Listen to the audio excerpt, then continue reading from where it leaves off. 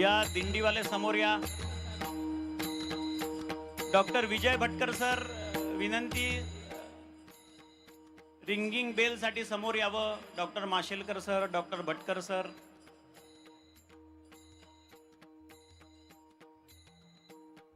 वारकरी दिंडी, MIT, विश्वशांती दिंडी बसून घ्या. I request शंखवादक या बाजूला या, डाव्या बाजूला. शंखवादक डाव्या बाजूला. Raghunath Mashelkar ji, Sri Rahul Karat sir to please join hands for ringing the bell of world peace. तुमचे लोक इकडे बसले आहेत सगळे. डॉक्टर डिनीस, वेलकम, स्वागत. Please join us for ringing the bell. Madam, very good morning to you. स्वागतम. Please join us here. Bhatkar sir is coming, joining soon. Welcome. Hi, welcome. Welcome. Please.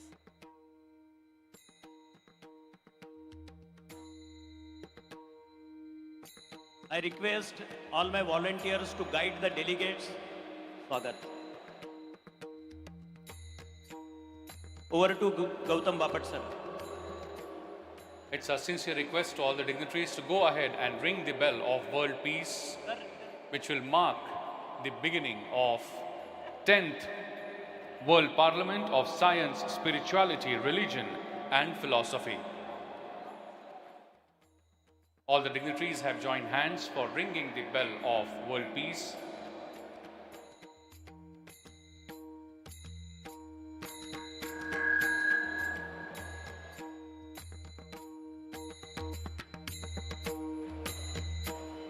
Let's give a big round of applause, my friends, and join this moment of ringing the bell of world peace on the occasion of inauguration of 10th World Parliament of Science, Spirituality, Religion and Philosophy.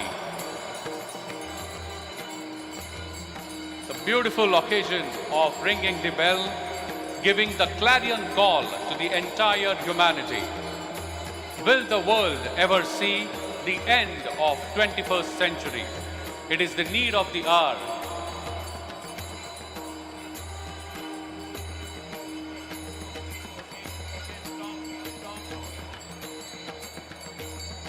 Thank you very much. I request the dignitaries to join hands for lighting the traditional lamp.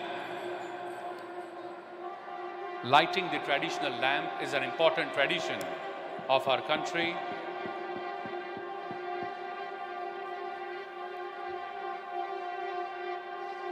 Shubham karoti kalyanam, arogyam dhana sampada, shatru buddhi vinashaya, deepa jyoti namostute. We pray to the Almighty that He keeps showing us the path towards the good deeds, and I request all the dignitaries to join hands for lighting this traditional lamp, which I'm sure will show a new path to this 10th World Parliament of Science, Spirituality, Religion and Philosophy. Monitor. All the dignitaries are now joining hands. Dr. Vijay Bhatkar ji, Dinesh Gurara ji, revered Professor Dr. Vishwarajbaug sir, Raghunath Mashelkar ji, Deborah Swaf, Ruzhana Posku.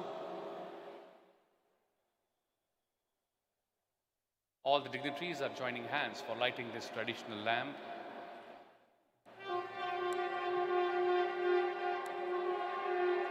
Let's give once again a big round of applause, my friends.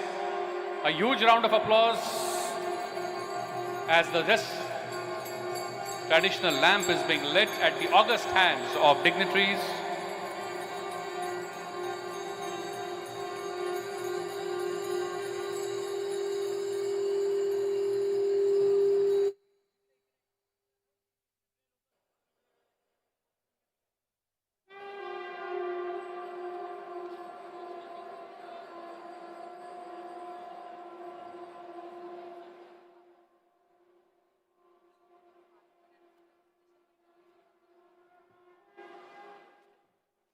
यादी आली ना तुमच्याकडे?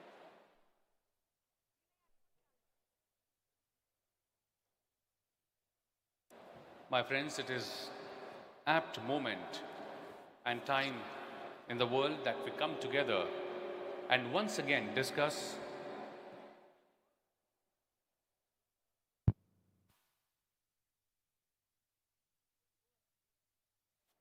I now request all the dignitaries to kindly grace the stage by their presence.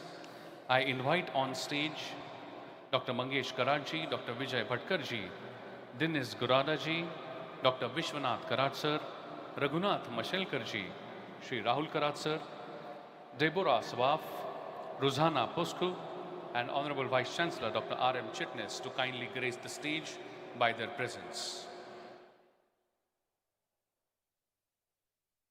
It is indeed a very important moment.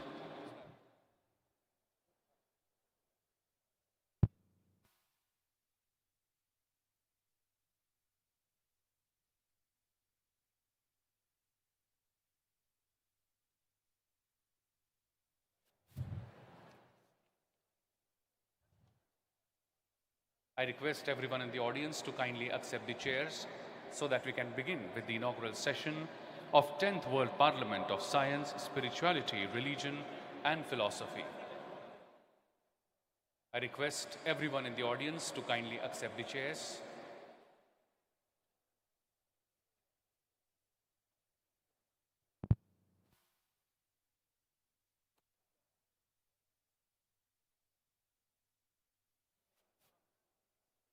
Good morning, distinguished guests, scholars and delegates.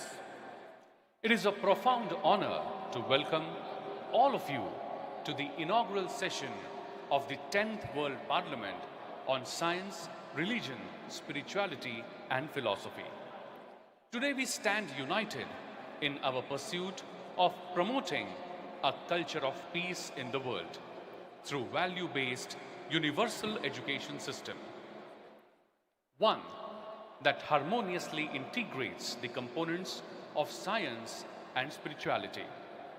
In the age of unprecedented technological advancements and global connectivity, the need for the balanced approach to education is more critical than ever.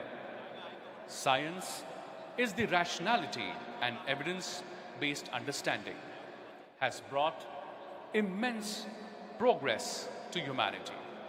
Yet, we must also recognize the enduring wisdom of spirituality, which reminds us of our shared humanity, compassion, and purpose.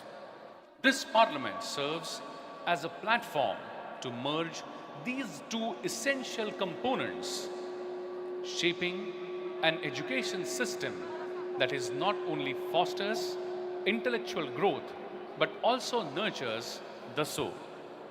With this, let me take all of you towards the inauguration of this 10th World Parliament, and we are going to do this with national anthem followed by world peace prayer.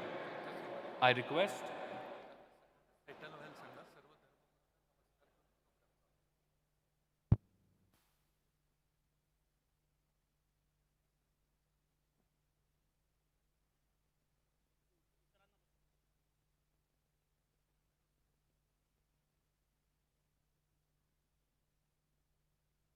Before we begin, I would like to once again request, because there is a lot of movement in the audience, I request all of you to settle down.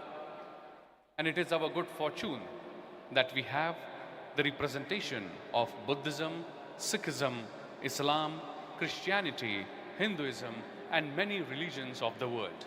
We humbly bow down in front of all the religious leaders, those who are present here today. It is our good fortune that you are here in this 10th World Parliament of Science, Religion and Spirituality.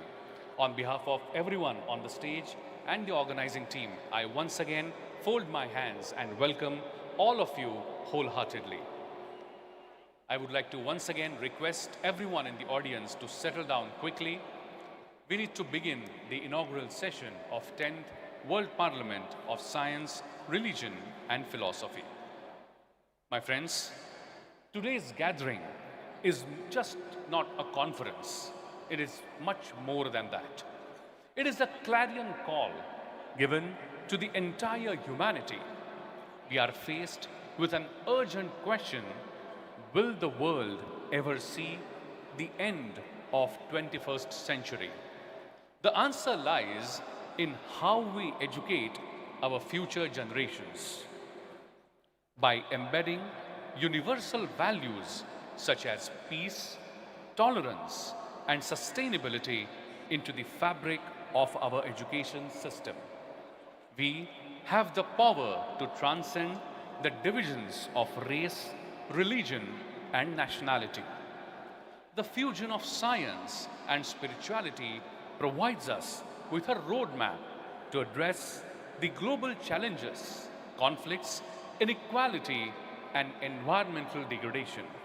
Let us join hands and formally begin with the 10th World Parliament of Science, Spirituality, Religion, and Philosophy. I would like to request all of you to rise in your seats for national anthem, which would be followed by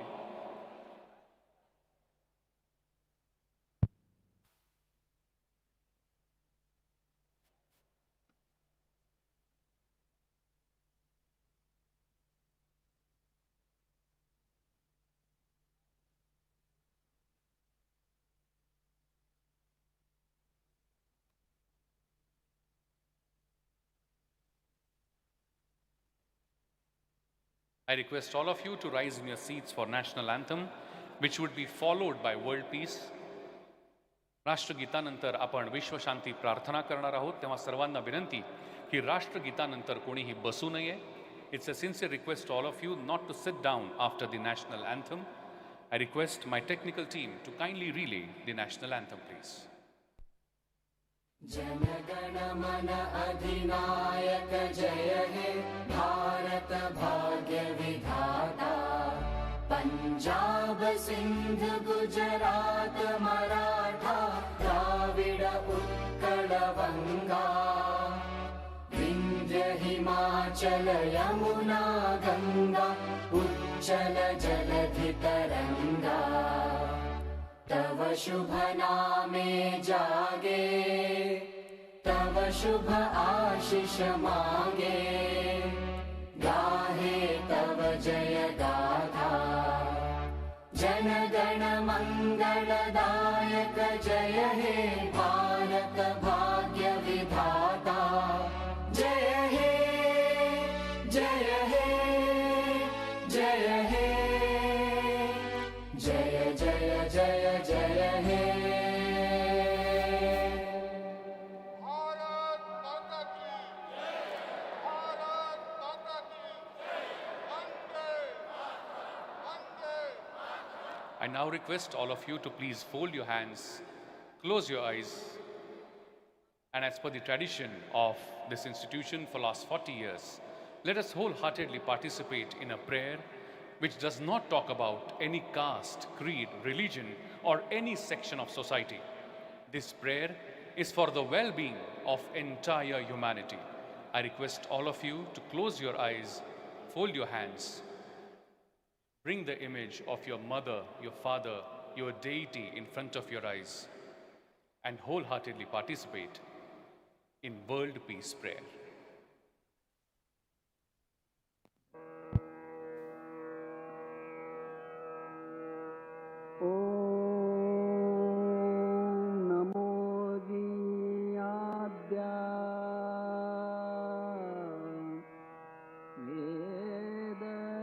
प्रतिपाद्या जय जय स्वसंवेद्या आत्मरूपा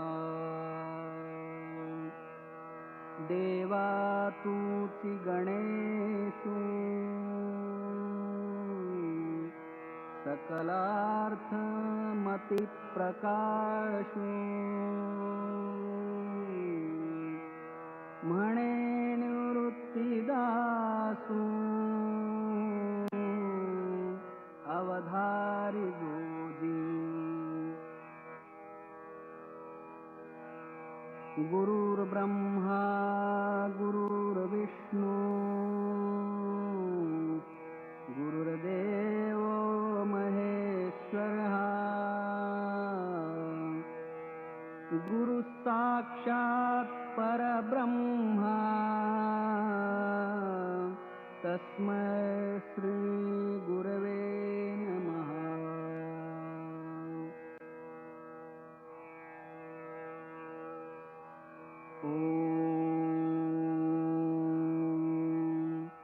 पूर्णमदः पूर्णमिदं पूर्णात् पूर्णमुदच्यते पूर्णस्य पूर्णमादाय पूर्णमेवावशिष्यते। ॐ शान्ति शान्ति शान्तिः। Thank you. Thank you very much. My friends, I'm sure that after this prayer that you all are experiencing a serene moment, a moment of peace. Let me once again remind all of you that during this conference, nobody is allowed to disturb and distract this session. So you all are requested to remain seated during this entire session.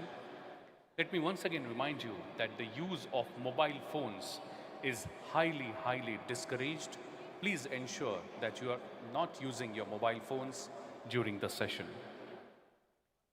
My friends, as we begin with the 10th Parliament, let us remind ourselves that we are not just the participants in this discussion, but we are the torch bearers of the change.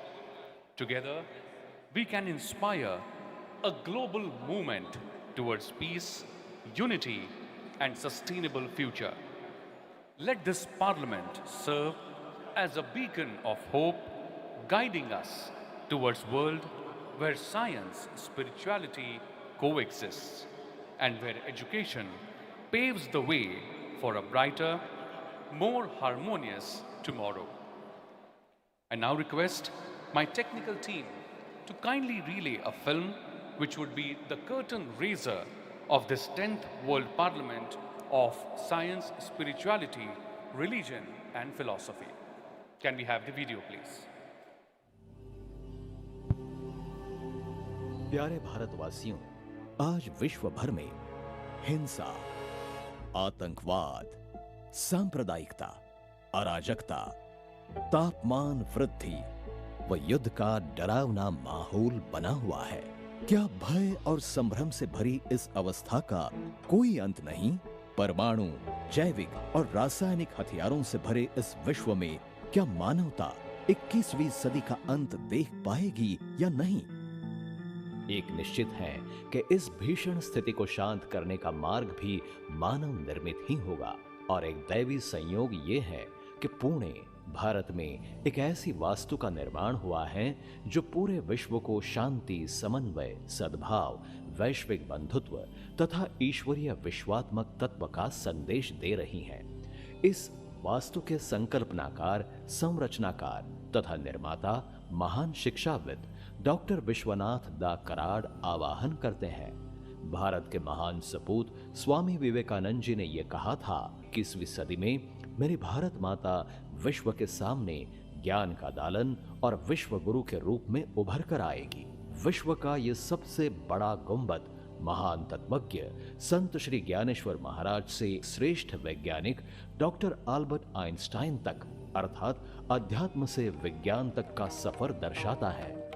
अध्यात्म शास्त्र की वैज्ञानिक प्रयोगशाला कहलाए जाने वाले इस विशाल गुंबद रूपी वास्तु में संपन्न होने जा रही है 10th world parliament of science, religion and philosophy 2024, जो विश्व शांति संस्कृति स्थापित करने का मार्ग दिखलाकर मानव को भयभीत करने वाले प्रश्नों का समाधान खोजने का प्रयास करेगी। विज्ञान और अध्यात्म के समन्वय से विश्व शांति, शांति और स्वास्थ्य के लिए योग साधना और ओंकार साधना का महत्व, मूल्याधारित शिक्षा पद्धति के अवलंब की आवश्यकता, तीर्थ क्षेत्रों को ज्ञान तीर्थ क्षेत्रों में परावर्तित करने की आवश्यकता, ये और ऐसे कई अन्य विषयों पर इस 3 दिवसीय विश्व परिषद में कई गणमान्य विद्वान, वैज्ञानिक, चिंतक, दार्शनिक, धर्म तथा आध्यात्मिक विदुषी इत्यादि अपने विचार प्रकट करेंगे तथा विश्व शांति के लिए प्रतिबद्ध होने के लिए उपस्थितों को प्रोत्साहित करेंगे।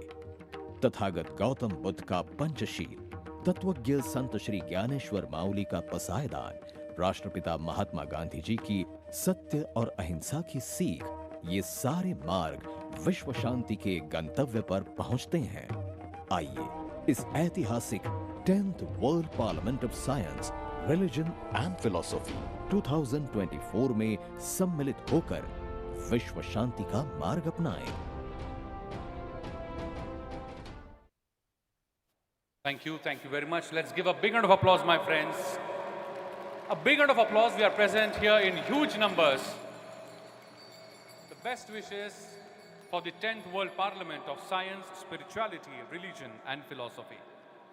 And now, to take this inaugural function forward, I would like to request and invite the Honorable Vice Chancellor of MIT World Peace University, Professor Dr. R.M. Chitnisji, to kindly propose the welcome address.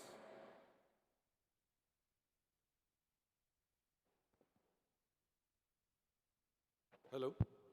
Good morning, all of you, ladies and gentlemen. What a pious occasion this is, the 10th World Parliament. At the outset, may I, on behalf of our founder, President, and UNESCO Chair for Human Rights, Democracy and Peace, and Chief Convener, Mentor and Initiator and Driving Force of World Parliament, revered Professor Dr. Vishwanath sir, on behalf of Executive President of MIT's MIT Group of Institutions, Sri Rahul Vishwanath sirs, on behalf of all the trustee members, staff, student, and the faculty, may I extend a warm and cordial welcome to Honorable Padma Vibhushan, Dr. Raghunath Mashelkar ji, the renowned scientist of the world. Also Padma Bhushan, Dr. Vijay Bhatkar ji, the world-famous computer scientist and creator of India's first supercomputer, Perl. We also welcome Ms. Deborah Savaf, founder and CEO of Power of Words Foundation, USA, Dinesh Garuda, honorable founder of ZDM, United Kingdom. We also welcome Gyani Pratap Singh ji, Sufi Sant Latif Patel ji, Tomio Isogai from Japan, Ruzana Pakshi from Russia, Lokesh Muni ji, Honorable Meher Master Moose, Honorable Rahul Bante Bodhi ji, and all of you, those who have gathered here for this wonderful Parliament of 3 long days. The number 10 denotes completion, satisfaction, and contentment. And allow me to spend another 30 seconds on this 10th Parliament, the world or the number which is 10. Let's see that this 10th edition of World Parliament carries a great significance. You may be aware that number 10 is considered important in many, many ways, such as in spirituality. In spirituality, the 10 is considered as the master spiritual number with heightened spiritual significance. 10 is also considered as a completion of a cycle. 10 also symbolizes unity. 10 is the base of decimal system in the world. In Christianity, we have 10 commandments. And Hinduism, we believe that it takes 10 long days for the soul to get liberated and migrated with the eternity Almighty. A score of perfect 10 is also considered the best. And hence, number 10 denotes completion, number 10 denotes satisfaction, number 10 denotes containment. And that's why this 10th edition of the World Parliament of Science, Spirituality, Religion and Philosophy holds a special place in our hearts, and also for our beloved founder, Dr. Vishwanath Karad sir, who has taken tremendous efforts in establishing this dome and this parliament, nurturing it and supporting it in every possible way. Friends, the central theme of today's 10th World Parliament is a clarion call to the entire humanity, saying, will the world ever see the end of 21st century? And we are going to deliberate next 3 days various themes, but the umbrella theme or the clarion call to entire humanity is, will the world ever see the end of 21st century? On the backdrop of what we are seeing around the world, it is indeed a very pertinent question that we as a human being must look at, like Ukraine-Russia war, Israel-Palestine war, Iran-Syria, Boko Haram insurgency, Yemeni civil war, Sudan civil war, Korea conflict, Mexican drug war, Bangladesh unrest, Indo-Pakistan conflict, China-Taiwan tussle, and so many others. Where are we exactly heading the entire humanity to? And that's why the various sessions that will uphold over the next 3 days of intense discussion and deliberations among the expert speakers and delegates, it is our sincere effort to bring about a consensus or a common voice to tell that a world that if we want to see beyond 21st century for a bright future for next many generations, it is our duty today to take concentrated, correct efforts systematically, sincerely, and diligently. Let's all come together to keenly listen to the words of wisdom of the distinguished guest in this inaugural sessions, as well as the 10 long sessions of this 10th World Parliament. Before we close and the next speaker comes in, the person who created this dome and this World Parliament concept and holding 10th World Parliament in this is Dr. Vishwanath Karad sir. Let's give a biggest round of applause to him. Thank you. Jai Hind, Jai Bharat, Vande Mataram. Thank you very much, Honorable Vice Chancellor, sir. Thank you very much for proposing that welcome address. My friends, I'm sure that every soul on this planet is working in his or her own way to bring and establish peace in the world. I'm sure in our every activity, we always try our best to do our role to establish peace and maintain peace. Few people choose the path of social service. Few people choose the path of giving knowledge. In this way, every person plays his or her role. I'm really happy to share with you that a person sitting on the dais with us, Sri Rahul V. Karad, identified that in order to bring peace and establish peace in the world, it is utter need that we must have a focused and literate political leadership. The political leaders of the country should come together, discuss, deliberate upon the current issues of our country, and through that, I'm sure that everybody would be able to establish peace by bringing stability, growth, and sustainability. I'm really happy to share with you that just a few months ago, for the first time in the history of independent India, a huge conclave of National Legislators Conference Bharat happened under the leadership of Sri Rahul V. Karad. And I'm really happy to share with you that more than 2,000 MLAs and MLCs were present on this platform of National Legislators Conference Bharat. Thank you very much for that round of applause. I would like to take this moment and show you a very small video clip of National Legislators Conference Bharat.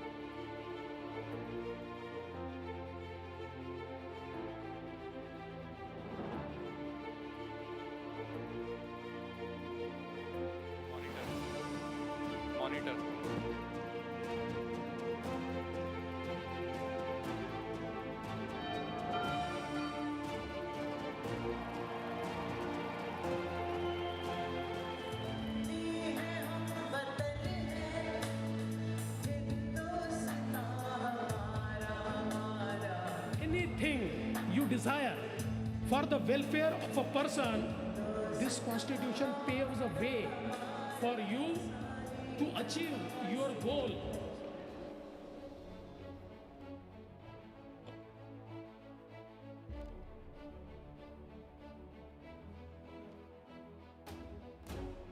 जो आप सभी विधायकों की अपेक्षा थी, एक views share करना, diverse views को सुनना और उन्हें जाकर अपने अपने स्टेट्स में इम्प्लीमेंट करना, मैं समझता हूँ ये राहुल कराड जी के इनिशिएटिव से निश्चित रूप से पूरी हुई है।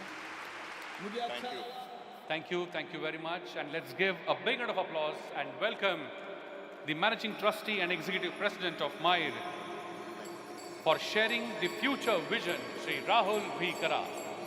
Thank you, Professor Bapat. Janani Janmabhumisha Swargadapi Gariyasi. Behalf of the bodies of trustees and our beloved founder, let me welcome, and of course the organizing committee chairman, Shri Padam Bhushan Dr. Vijay Bhatkar sir, the chairman of this very, venture, the World Parliament of Science, Religion and Philosophy, Dr. Mashelkar sir. You three of us, I think, have guided us, and on behalf of them, let me welcome the most respected dais. Dr. Chitnis, I think very elaborately you have communicated the very message, the very purpose of this very 10th World Parliament of Science, Religion and Philosophy. No words to express my satisfaction that all the religious leaders sitting on the dais, which is not the first time, this relentless effort, our beloved founder since 1996-98, the first World Parliament was, we conducted there in Geneva and further in Pune and various other occasions, the interfaith, smaller dialogues, summits, seminars, and now the very culmination through this very thought process of our beloved founder, Dr. Vishwanath Karadji, this 10th World Parliament of Science, Religion and Philosophy, the recently this little short film what you saw, the promotion of democracy, the good governance, leadership, and to create the right political leadership for this country to, channelize the efforts of we all fellow citizens, 140 crore people. I think all these efforts, the credit goes to our beloved founder, Dr. Vishwanath Karad sir, and of course, Dr. Bhatkar sir, who is associated with this institution last almost 25 years, and last 40 years, Dr. Raghunath Mashelkar sir, who is also associated with this initiative and the very thought process you will hear from our founder's speech also, because when we are giving this credit as an institution, as a body, as a trustees for his various such ideas about interfaith, and not just ideas and the very culmination, the spiritually oriented scientific laboratory in the vastness of the globe, which is established here in Rajbaug, the great legendary, the Raj Kapoor, the great cinema, the doyen in our film industry, this particular land, when his family generously donated us this particular land to us, and further, I think it was his wish also that some education center must be created here, and we all know that through his movies, he has given a great messages throughout his journey, and what a good fortune that carrying his legacy forward. We have a beautiful Samadhi of Raj Kapoor Sahab, and many people go there, and we have given our respect to his family also, and of course, so carrying forward, I do not want to say much. There are young fellow students are sitting here. My dear friends, it is nothing but the capacity building program. What we saw just now, the film of the MLAs and MLCs, the most important lawmakers of our country who are creating the laws and the policies for all of us to propagate the journey of human race and carrying forward NGOs like us, education centers like us. I think they have an important role to play, and that is a purpose our founder believes that let us carry that torch of Swami Vivekananda, what he proclaimed long back.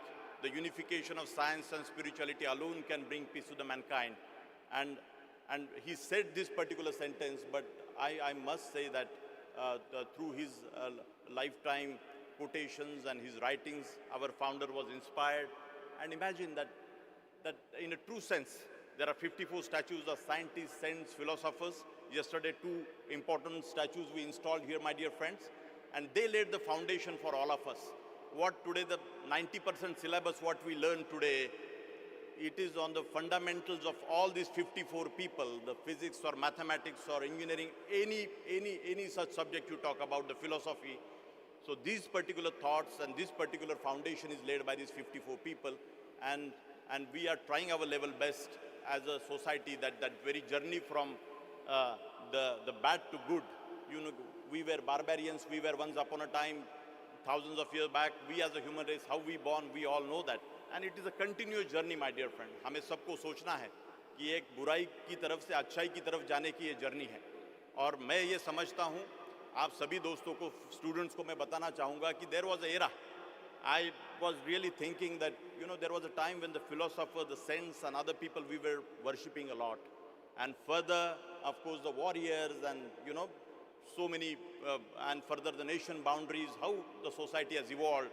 And recent past, when I see the trend, my dear friends, I find that the business and the money part has become more powerful.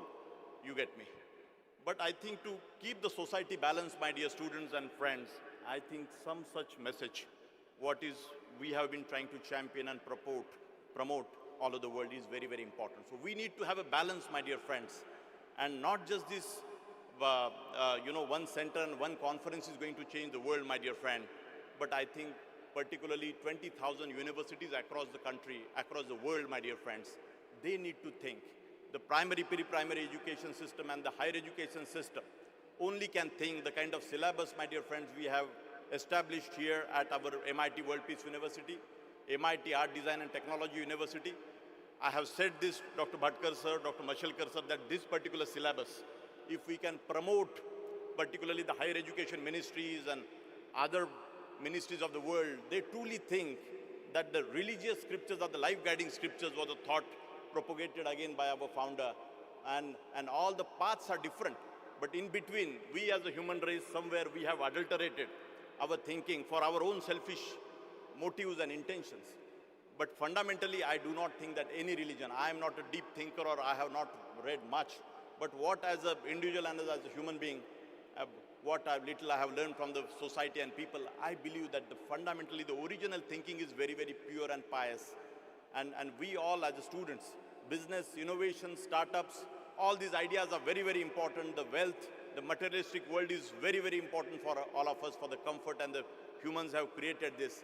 But somewhere I think we are losing the balance. The Bin Laden was also engineer, but a destructive mindset, my dear students. So आपको सबको सोचना है कि आप कल engineer बनेंगे, doctors बनेंगे, जो भी फील्ड में आप बनेंगे, उसका उपयोग सही मायने में, अच्छी कार बनाओ, अच्छा 5-स्टार होटल बनाओ, और जो भी बनाना है बनाओ. बट हमें एक सोसाइटी में ऑर्डर तैयार करने की ज़रूरत है. We need to create a solid order in this society. And how the order can be created? Through our law makers, through our education systems. And that's how this is the effort here at our center at MIT World Peace University.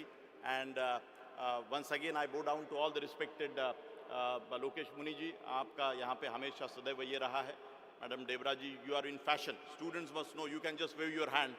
She is in the fashion and the world peace she is trying to connect. Here is a big, another leader from United Kingdom, sir.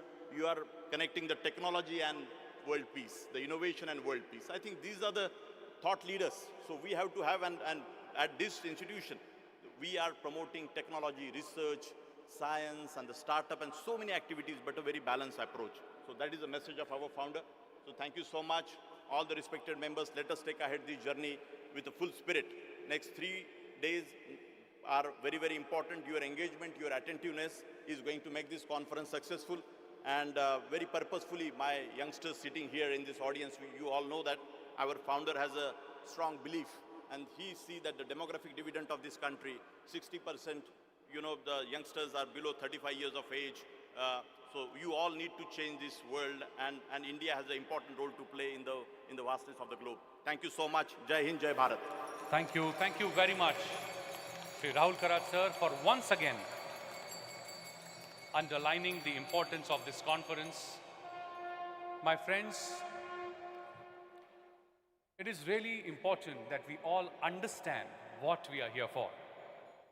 As the title of this conference itself says, it is a clarion call to the entire humanity to answer the question, will the world ever see the end of 21st century? My friends, this is a serious question that is posed, and it requires your wholehearted participation. And hence, I once again humbly remind you that we do not encourage any movement during the session in this hall. I request everyone in the audience to remain seated, and please completely refrain from using your mobile phone because it's the biggest distraction of the world these days. Please stay focused on the thoughts that are being delivered from this stage. It is our good fortune that senior scientists of our country like Raghunath Mashelkar sir, Dr. Vijay Bhatkar sir are guiding us here today. Let's give them once again a big round of applause for their guidance. And now let us play our role, our duty of staying focused to the thoughts of this platform. Thank you very much. With this, I would now like to invite on stage the special guest of honor of this inaugural session, the founder of Zootudium UK, all the way from United Kingdoms, Honorable Mr. Dennis Gowda, to kindly address the gathering. Please put your hands together and welcome with a round of applause, Dennis Gowda.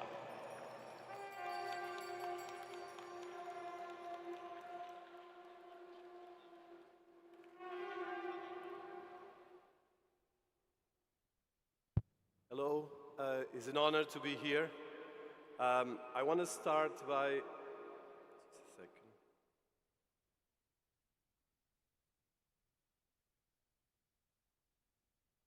I want to start by thank you everyone here, and especially I want to highlight and express my gratitude and appreciation for being in such a spiritual place. And my special gratitude and admiration for Dr. Vishwarajbaug sir, Dr. Bhatkar sir, Dr. Mashelkar, Mr. Raghunath, and I want as well to thank you all the academic people, all the religious leaders that are here. I'm very humble to be here because we are in one of the most important moments in history of humanity, and the concept of science, religion, and philosophy are more important than ever. So I met Dr. Karad recently, and from my first moment in Oxford Business School until this week, he actually changed a lot of the way I see my work as a technologist, as an entrepreneur, as an author. And one of the things he mentioned to me was, can we actually create a formula to peace? A mathematical formula to peace.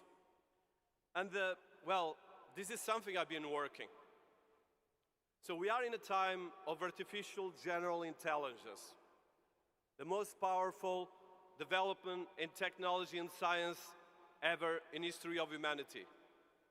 In some ways, this new concept and this new entity, digital sentience, is going to be the new evolutionary standard of humanity.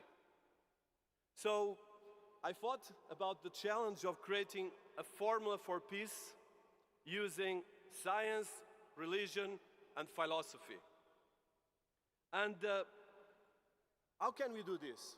How can we actually integrate this formula in a way that you can live and highlight inside of us this peace, this spiritual balance and harmony? This event, everyone here has a role to play in this new world that we are working and creating as we speak. And I want to start with 3 quotes from Gandhi.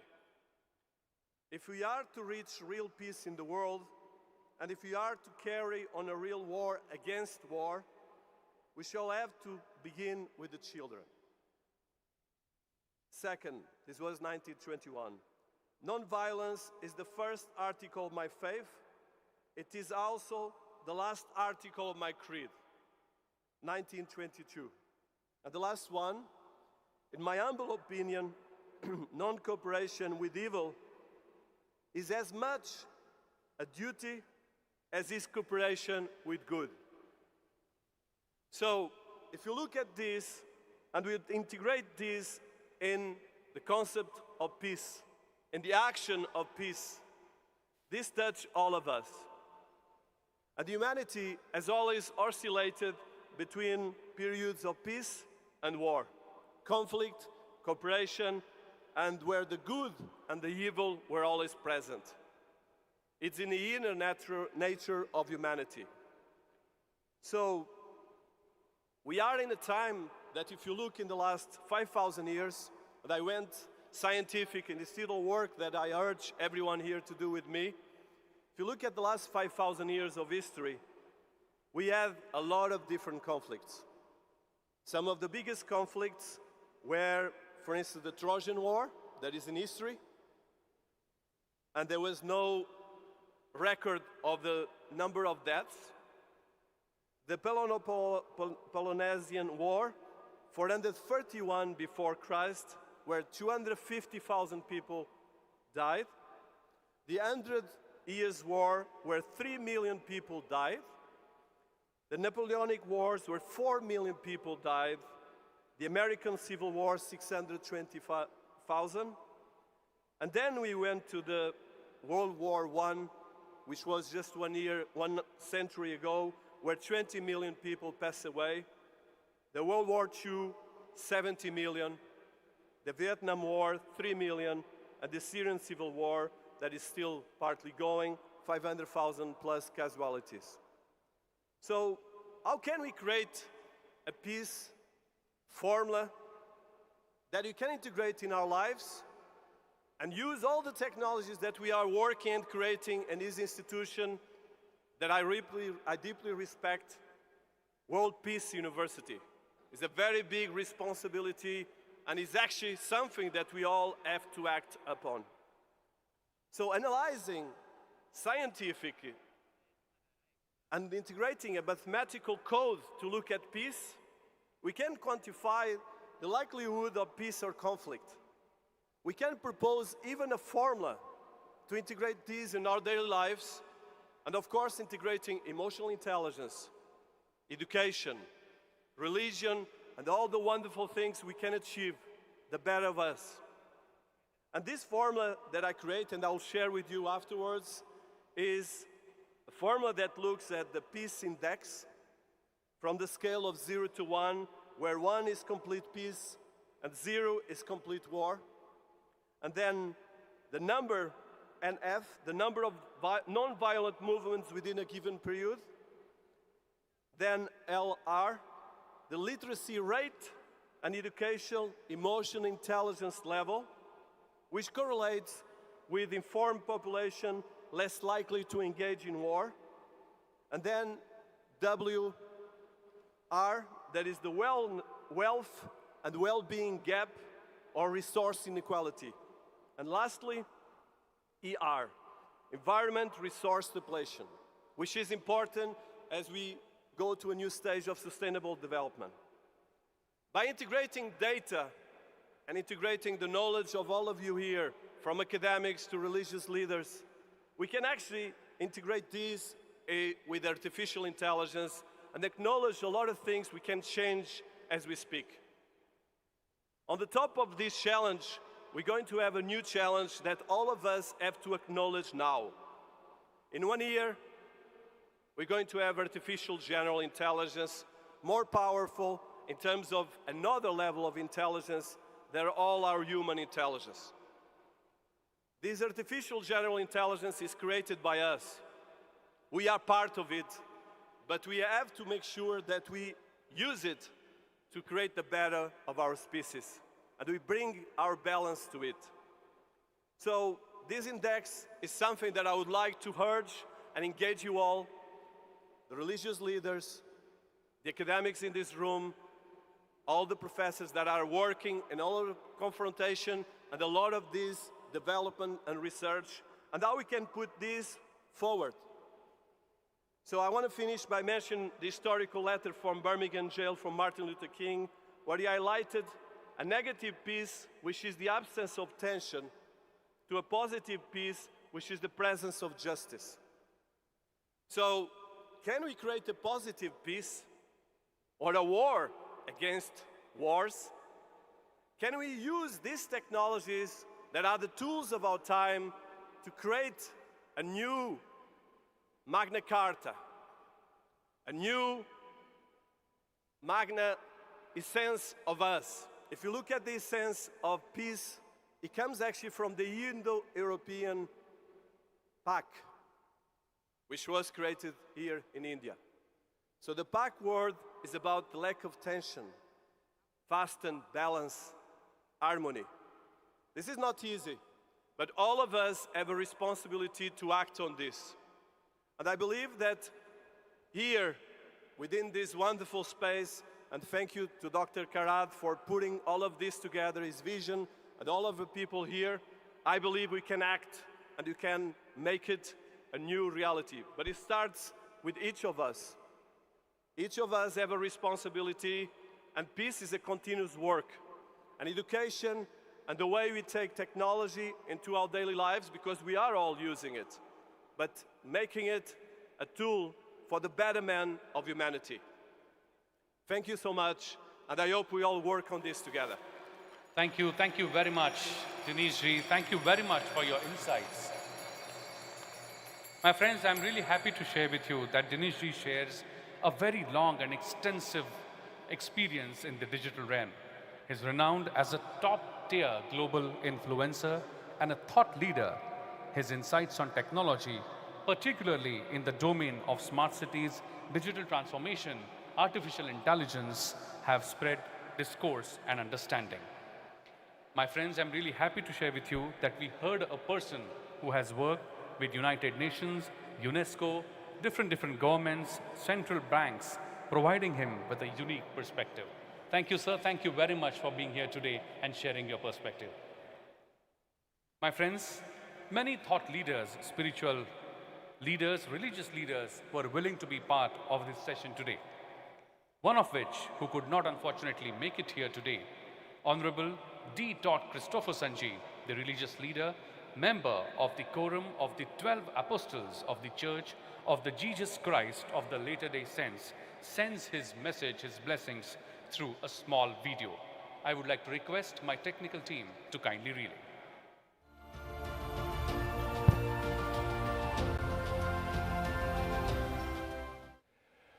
With this message, I send greetings to all the participants in the 10th World Parliament of Science, Spirituality, Religion, and Philosophy. I applaud you for your individual and collective efforts to promote a culture of peace, and for all you do to improve the lives of others in this world. Even when we hold different beliefs, we also share much in common in our desires to serve God and bless our fellow man. Acting together toward common goals, I believe we can accomplish much good. I thank my dear friend, revered Professor Dr. Vishwashanti Karad, for his role in organizing and hosting this World Parliament. I wish I could be at the World Peace Dome and Prayer Hall with him and you today, but I'm honored to be able to address you virtually. I've been asked to provide a brief message about the beliefs of the Church of Jesus Christ of Latter-day Saints that I represent. I'm very pleased to do so, and I share this message with the utmost respect for all of you. One of the best ways to begin to understand the beliefs of the Church of Jesus Christ of Latter-day Saints is to be introduced to one of our main scriptural texts, the Book of Mormon. For members of the Church, the Book of Mormon stands alongside the Bible, affirming the Bible's central teachings about God's willingness to enter into a covenant relationship with humankind, a relationship that has power and efficacy through the life and mission of Jesus Christ. The Book of Mormon narrative describes a family of Israelites who left Jerusalem 600 years before the birth of Jesus and traveled to the ancient Americas. These early diaspora Israelites had prophets, built temples, studied the scriptural texts they brought with them, and wrote their own sacred history and teachings. They received revelations from God that clearly affirmed the mission of Jesus Christ centuries before his birth. They taught that Jesus' life would be one of suffering and sacrifice, but that his teachings, death, and triumphal resurrection would lead to immortality for all mankind and provide salvation in his heavenly kingdom to all who will receive and follow him. After Jesus' death and resurrection in the Holy Land, the Book of Mormon details his post-mortal visit and teachings to these ancient Western Hemisphere people during a few sacred days in which he organized his church among them and demonstrated many of the tender and loving miracles of blessing and healing that had characterized his mortal ministry in the New Testament account. In the centuries after Christ's miraculous visit, these people eventually wandered from their earlier beliefs, rejected their prophetic leaders, and lost the tribal memory of their spiritual heritage. Their final prophet buried their scriptural history prior to his death, sometime around 400 years after Christ's visit to his people here. Centuries later, in the early 1800s, the prophet Joseph Smith was divinely led to this buried record and translated it by the gift and power of God. This translation provided the Book of Mormon as the first tangible witness of the prophetic calling of Joseph Smith prior to the formal organization of the Church of Jesus Christ of Latter-day Saints in 1830. Since that time, the book has been an important sign of the divinely guided mission of the Church to bless and lift the world alongside others of faith and goodwill. Latter-day Saints around the world study it regularly, guiding their lives by its ethical teachings that uphold the moral values also found in the Bible. Missionaries of the Church regularly invite those learning about the Church to ask in prayer whether the book came from God, so that they can recognize the fruits of Joseph Smith's prophetic efforts and be drawn to the goodness and faith that its pages encourage. The Book of Mormon was described by Joseph Smith as the keystone of our religion. A keystone is the stone placed at the top of an arch that holds the entire structure in place. The Book of Mormon was and continues to be foundational to the Church and acts as a key to the Latter-day Saint understanding of the world. I'll mention a few reasons why. One, the existence of additional prophetic leaders called and taught by God in antiquity points to a God who continues to speak and who continues to call prophets, even outside the confines of the Bible. Two, the Book of Mormon encourages all to seek to be taught directly by God through the Holy Spirit. It emphasizes a God who's willing to communicate with his children, not just through prophets, but with all who will seek after him. Three, the existence of an additional book of Scripture emerging in modernity indicates that the Church believes in an open canon of Scripture. Just as prophetic leaders beyond those known in the Bible were called by God to record Scripture, so does God continue to provide scriptural teachings today. Fourth, while opening the door for continued revelation and an open canon of Scripture, the Book of Mormon also emphasizes the consistency of truth over time. It teaches that God is the same yesterday, today, and forever. 5, the reality that God was working with a people unknown to others indicates that God's purposes and plan of salvation for humankind are larger, broader, and grander than the limits sometimes imagined by humans. He's doing more than we know. Latter-day Saints are thus attuned to a beautiful and generous teaching of the Book of Mormon, that God communes with those in every land, giving them as much truth as they're prepared to receive. Sixth, in a similar way, the experiences of Book of Mormon people indicate that there are multiple holy lands used by God to bless his children, with the strong indication that more will be learned in the future about other peoples with whom God has covenanted and labored. Seventh, when Jesus Christ visited the Book of Mormon peoples after his resurrection, he spoke to them and taught them. He organized a church with divinely appointed leaders. The Book of Mormon thus provides support both to the importance of individual spirituality and connection with God, and the importance of institutional strength and organized religious community to support the work of God in the world. Eighth, the Book of Mormon emphasizes the important combination of God's all-powerful saving grace and love, as well as the crucial nature of human choice in following God's commandments and pathway to happiness. Ninth, of particular importance to members of the church, the Book of Mormon emphasizes the personal and empathetic nature of Jesus Christ's atoning sacrifice, teaching that Christ's offering allows him to understand fully all human pain, suffering, sorrow, hope, and joy. The Book of Mormon teaches of a God whose human experience allows him to meet our needs and whose triumph over the human condition. Thank you very much. Let's give a big round of applause, my friends, to Honorable D. Todd Christopher Sanji for giving us an insight on the Holy Scripture, the Book of Mormons. Thank you very much. My friends, it is now indeed my honor and privilege to invite and request the next special guest of honor, who is the founder and CEO of the Power of the Words Foundation, United States of America.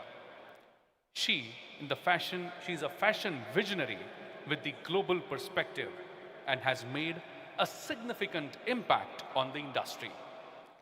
Born in Mumbai, trained in Italy, and now based in Los Angeles, her designs reflect her diverse background and international experiences.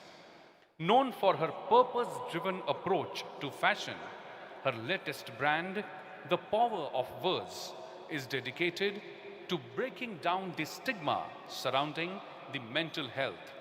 Her commitment to social causes extend beyond this initiative, as she is also passionate about women empowerment and organizes women's conferences. Please put your hands together and welcome with a round of applause the special guest of honor of this session, Madam Deborah Savaf.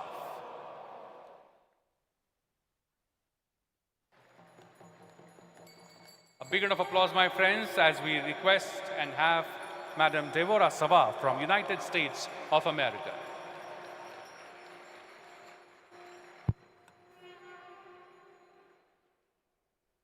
Good morning, everybody. Honorable Dr. Vishwanath Karad, Honorable Rahul Karad, distinguished guests, colleagues, and leaders. I'm honored to stand here before you today at this prestigious parliament where we explore the intersection of science, philosophy, spirituality, and religion. Today, more than ever, the world needs a profound shift in how we connect and communicate. How we communicate beyond borders, beyond technology, and beyond words. Before I begin, I would like to extend my deepest gratitude to Dr. Vishwanath Karad, the visionary founder of the MIT World Peace University and the World Peace Dome. To reiterate, it is the largest World Peace Dome in the world. I am but a grain of sand in the enormity of Dr. Karad's vision. But then, it takes several grains of sand to be able to create a storm of goodness and kindness and compassion. The thought alone empowers me to forge forward and bring to life his vision of gathering together people across borders, across cultures, and across religions. This is not only necessary, it's inspiring, but it is our responsibility. Within the sacred space of the World Peace Dome, he honors spiritual leaders of the world, creating a powerful symbol of peace and unity. Through his leadership, he has created a path for all of us and global leaders to come together with a shared goal of making peace. And it is my privilege to stand here today in this space that was built with the purpose of fostering unity, to speak on how we can further that mission through the basic principles of emotional intelligence. As we gather here today, leaders, thinkers, visionaries from across the globe, we must recognize the power in this room. The ability to enact real and lasting change lies with us. And the decisions we make today will shape the world for generations to come. This is not just an opportunity, it is our responsibility to leave behind a legacy of empathy, kindness, and compassion. I stand here today because there are people who believe there is an urgent need for change. I met with Honorable Dr. Vishwanath Karad, Honorable Mr. Rahul Karad, and Honorable Mr. Ronald Gunnell, who's not here with us today, but the advisor, a friend, and a keynote speaker from last year. They believe this change is needed, and it's needed now. As the founder of the Power of Words Foundation's Band Bond initiative, which started in fashion, fashion is a powerful voice. Fashion covers technology, education, film, and art. I leveraged the voice of fashion to create this change, and the role that fashion played started in the United States, was nominated by the Italian Fashion Chamber and the United Nations. It was presented in the Middle East, and I stand here today in India. The program is more than just a tool. We deliver a universal message that originates from our Indian roots. It transcends culture, religion, gender, and age. It speaks the language of emotions, which every human understands. And it is based on the basic philosophy of the chakras. I repeat, it is based on the ancient philosophy of the Indian chakras. This program offers a gift that we as global leaders can give to the world, a gift that has the potential to create a more compassionate, connected future. Just imagine the impact we can create by teaching emotional intelligence to every child and every community. In this room, we have a collective wisdom that shares the belief that change is possible. Let us seize the moment, knowing that by investing in emotional intelligence, we are not just shaping a better world for ourselves, but for generations that will follow. Let this be our legacy, the greatest gift we can give to the world and to humanity. As we continue to advance in technology and look towards the future, it is easy to forget our roots, where we come from.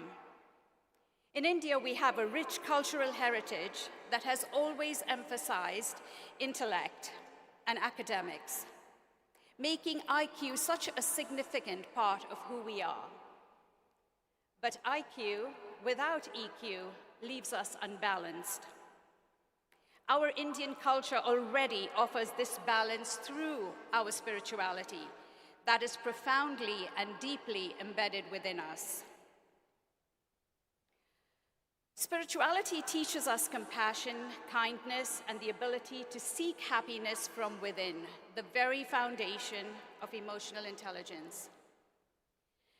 And as the world gravitates towards traditions and practices like yoga and meditation, we must recognize that these ancient traditions, born from our cultural roots, are not merely paths to relaxation. They serve as profound bridges between our inner and outer worlds, guiding us to reach deep within and align with our true essence, and transform how we engage with the world around us. It is crucial for future generations to connect with this foundation, ensuring that as we move forward into the future, we do not lose sight of what makes us truly whole. I was born in a suburb of Bombay, where my Indian culture became the foundation of who I am today. What it taught me was the importance of spirituality, resilience, and tradition, which have shaped my understanding of the world. My family today embraces 3 religions as reflected in my own name, Deborah Pandit Sawaf, which honors the Christian, Hindu, and Muslim faiths. This unique blend of beliefs has taught me the value of unity, tolerance, and the power there exists in diversity. It is through this lens I've come to believe the importance of emotional intelligence, understanding, and connection to all cultures in all walks of life. As fate would have it, curiosity and drive took me to different parts of the world. I have been privileged to study, work, and live in the West, to experience the values and cultures of the West, and build relationships that will last a lifetime and through me for generations. The values instilled in me during my upbringing in India are, however, the ones that have shaped my life. Most profoundly, it is these roots and this foundation of spirituality that has grounded me and brought me full circle. Today, back in the country of my birth, I stand before you believing wholeheartedly that India, with its deep cultural wisdom and spiritual values, holds the power to lead the change we need in this world. This is where we can make the greatest impact, blending our heritage with the knowledge and experience we gather from around the world. We understand in this country that survival is survival for the fittest. We understand that it takes hard work in order to succeed. But what good is success and fortune if we cannot understand each other? I firmly believe that we can create a future of great leaders that will lead with intellect and compassion. A bit on technology. While technology connects us, we cannot replace the profound impact of face-to-face interaction. We live in a digital age, but our ability to read and respond to emotions when we are confined to a screen makes it hard for us to understand others and other human beings. Research shows that organizations prioritizing emotional intelligence see a higher productivity, innovation, and employee satisfaction. Yet, fewer than 20% of companies today qualify as emotionally intelligent organizations. This is a gap we must address, as in-person communication remains irreplaceable. To our future generations, I urge you, before you look outward for solutions, look inward into your culture and spirituality. That has always been a part of our DNA. It is this deep connection to our roots that will guide us to balance technology with humanity, intellect with emotion, and advancement with compassion. We already possess everything we need to create a kinder, more compassionate world. And this begins by embracing who we truly are. Let us not forget that our foundation is strong And it is our gift to pass this on to the future and to the world that is waiting hungry for a solution on the outside, when the solution lies within each and every one of us. As we stand here at the intersection of science, spirituality, philosophy, and religion, I truly believe that you who are gathered here today are the key to bridging divides, fostering peace, and creating a more compassionate world. Together, let us empower the future generations. Thank you. Thank you. Thank you very much, Madam Deborah Swapchi. Thank you very much for coming all the way from United States and sharing your thoughts with us. My friends, it's now time when I invite the person who needs no introduction. One of the most acclaimed scientists and IT leaders of our country.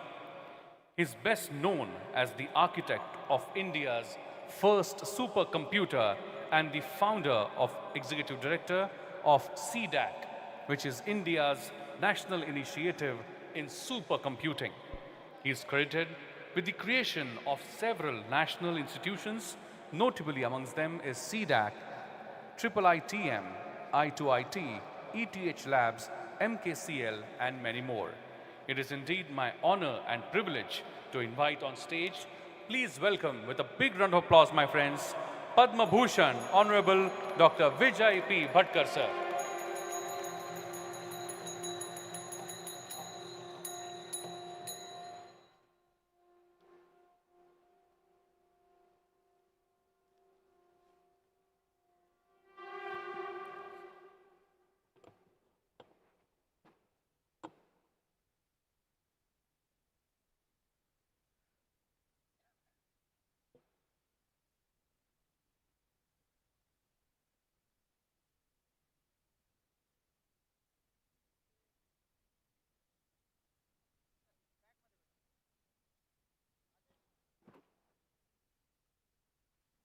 My dear Professor Karad, we are meeting now 10th time in this World Parliament of Science, Religion, and Philosophy. Again and again, as we met, the voices which echoed in this great dome of world peace, one of the largest one in the world, and we spoke. This is perhaps one of the largest conglomerate of the message of peace of different religions in the world. Here too, there are so many revered leaders of religion who have come together. But we are always living in the last centuries or throughout the history on the very age of destruction. As we read the great dialogue between Krishna and Arjuna, when they met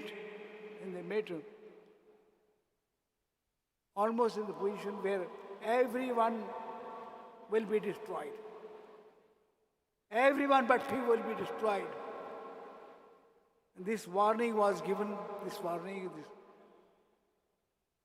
was foretold by Lord Krishna himself. When the question was asked to Krishna, and Draupadi asked the question,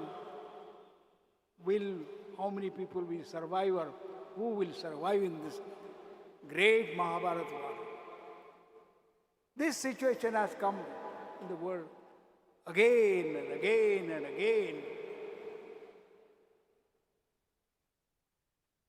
We mentioned about the World War I, World War II, and so many wars.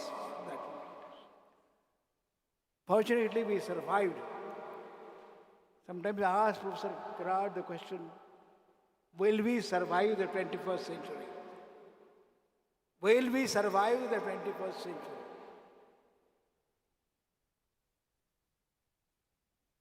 We will. In this optimistic mood, we will, we have. But there have been situations when we tried this, almost at that time, during Mahabharata time, very few survived. We almost destroyed the entire world and we began again. Today again, we are beginning. Again the message is same. Will we survive? Will we survive the 21st century? We are 8 billion people on the earth. And then often the spark is ignited. I didn't want to. Years back, at the request of Professor Vishwarajbaug and also many others, I wrote an article on Mahatma Gandhi, whose birth anniversary once again we celebrated ritually and also truly. At that time, I wrote an article I had written an article. A mail to Mahatma. I am communicating with Mahatma.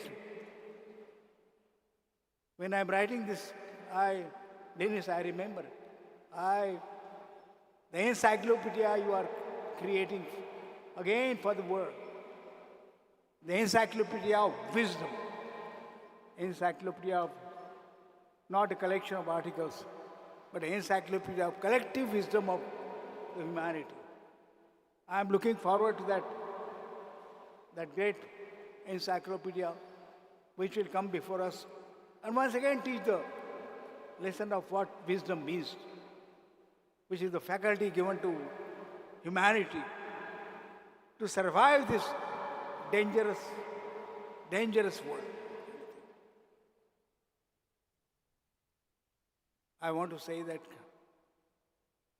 if the wisdom has to prevail, we have to understand what knowledge is, what information is, what knowledge is, and what is true wisdom, which has to come from the world parliaments like this. We are meeting 10 times. We are retreating, very truly so, with great words coming out of section of. Nowhere in the world, I think, we have talked about peace, peace, peace, peace messages. Professor Karad has been talking about it on different platforms of the world. And these words are reverberating in this great hall. But will the peace prevail? The question is, will the peace prevail to the humanity? Because we are so intelligent now. We are wisdom. We are coming to almost the machines are, most danger comes from the machines, and many thinkers and thought leaders of the world said about it. The danger comes from the combination of machines and men. Will we survive that combination? Where we are living on the edge, we don't know what will happen. The greatest thinkers also don't know where are we going. Where are we going?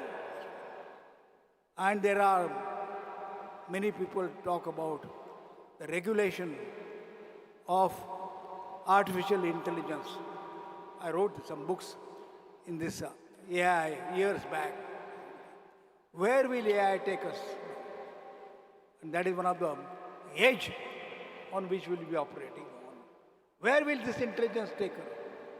We don't know.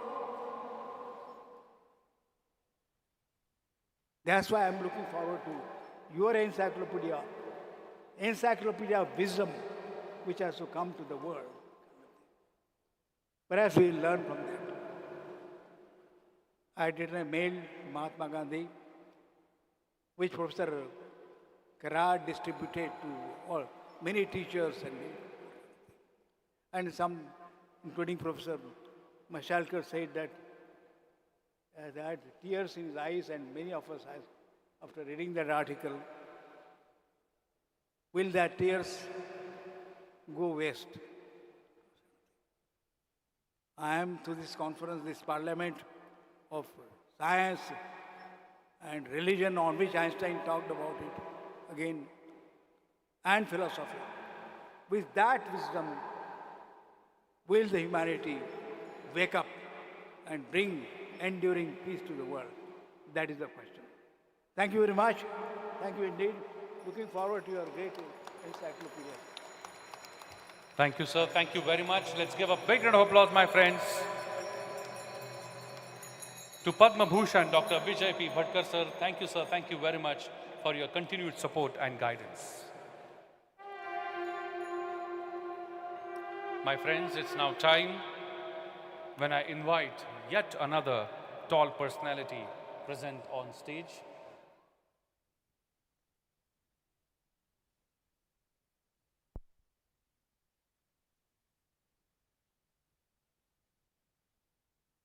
A person who's a renowned Indian scientist and an innovator with a distinguished career spanning decades. His legacy is deeply rooted in his pioneering research in polymer science and engineering, particularly his groundbreaking work on biodegradable polymers and drug delivery systems.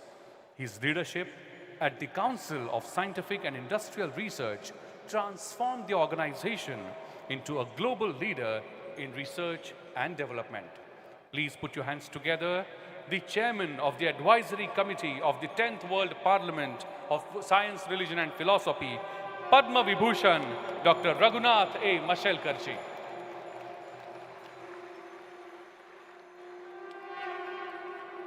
Our most revered, most beloved Professor Vishwanath Karad, Dr. Vijay Bhatkar, Rahul Karad, Mangesh Karad, the Vice Chancellor, Professor Chitnis, Honorable Dinesh Gorda, Honorable Dinesh Sohab, distinguished personalities on the dais, looks like a manifestation of Vasudhaiva Kutumbakam. If you just look at this whole word is one, as a symbol, as a message, as this not only the biggest, but the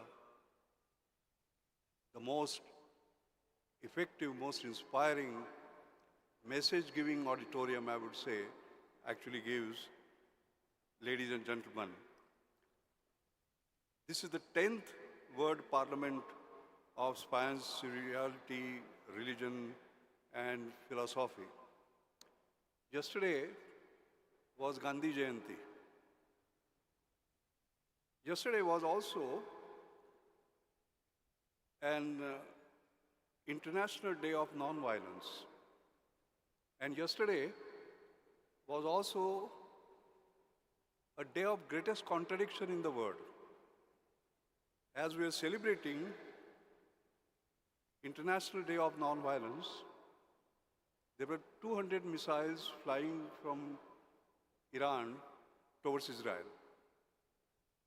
And the wars, the battles are going on, Gaza, Palestine, Ukraine, Russia, and so on and so forth. How do we celebrate an International Day of Non-Violence? I will start with that big challenge that we have. And you can now understand why this meeting, this conference, this parliament is so important. In my life, I've done nothing but science, so I will speak only on the subject that I know, that is on science, on spirituality, because that is what we are supposed to be focusing on. And there are giant scholars like Dr. Karan Singh, from whom we listen and learn a little later. Professor Karad, as I always call him, is an institution. And sir, you have been pushing this value-based universal education and bringing science and spirituality in higher education from the time I have known you. And it is so important because the purpose of higher education is not only to prepare students for successful careers, but also to nurture well-rounded individuals who can contribute to a better society. But if you look at the current higher education system, they prioritize academic knowledge and technical skill at the expense of values, empathy, and inner well-being. And therefore, integrating science and spirituality becomes very, very critical. If you also look at the current higher educational model, it is fragmented. It emphasizes specialization, it emphasizes technical knowledge, but without regard to the ethical implications. And this has resulted in professionals who may excel technically, but are disconnected from ethical consequences of the work. And one can give several examples like that. The value-based universal education system that integrates science and spirituality can address the limitations of the current educational model, and that can promote the holistic development. It can promote ethical leadership. It can promote compassionate approach to the challenges. And by combining the analytical strength of science with the depth and wisdom of spirituality, we can nurture a new generation of leaders who can not only excel professionally, but also emotionally intelligent, as was mentioned a little earlier, ethical, and deeply committed to welfare of humanity. I would like to talk about the intersection of science and spirituality. Now, if you look at this, there are certain similarities, certain differences, but there is an intersection. And there is a case for building bridges. If you look at the methodology of science, and I've been a scientist all my life, we rely on empirical evidence, we rely on experimentation, we rely on reproducibility, and we use observation, we use measurement, we use logical reasoning. But if you look at spirituality, it is more experiential, it is more subjective, it is more introspective, and it involves personal experiences and feelings that may not be measurable or even observable. For example, in studying consciousness, science tries to understand through brain scans and neural activity, while spirituality looks at consciousness as a lived experience, something that can be felt through meditation and introspection. There is a difference. If you look at science, it is objective. It aims to provide explanations that can be verified universally, regardless of who is conducting the observation, anywhere in the world. Spirituality is subjective. It focuses on personal experiences and insights which can vary from person to person. There is a major difference. For example, quantum physics. It describes particles as waves and probabilities, while spirituality may interpret interconnectedness of particles as evidence of a deeper cosmic unity, something individuals feel personally rather than empirically demonstrate. So there is again a fundamental difference. So we can see that, but there is a similarity. One of the foremost is seeking truth. Both science and spirituality are dedicated to discovering truth about existence and about the universe. For example, just as a physicist seeks to understand the laws of universe, a spiritual practitioner seeks to understand the nature of the self and its place in the cosmos. Both are pursuing an understanding of deeper truths just through different means. That's what it means. If you look at curiosity, both require curiosity, open-mindedness, and desire to explore the unknown. For example, scientists like Einstein and spiritual masters like the Buddha have both demonstrated profound curiosity about fundamental questions. What is the nature of reality? What is the nature of suffering, respectively? And in their advanced stages, both science and spirituality point towards interconnectedness.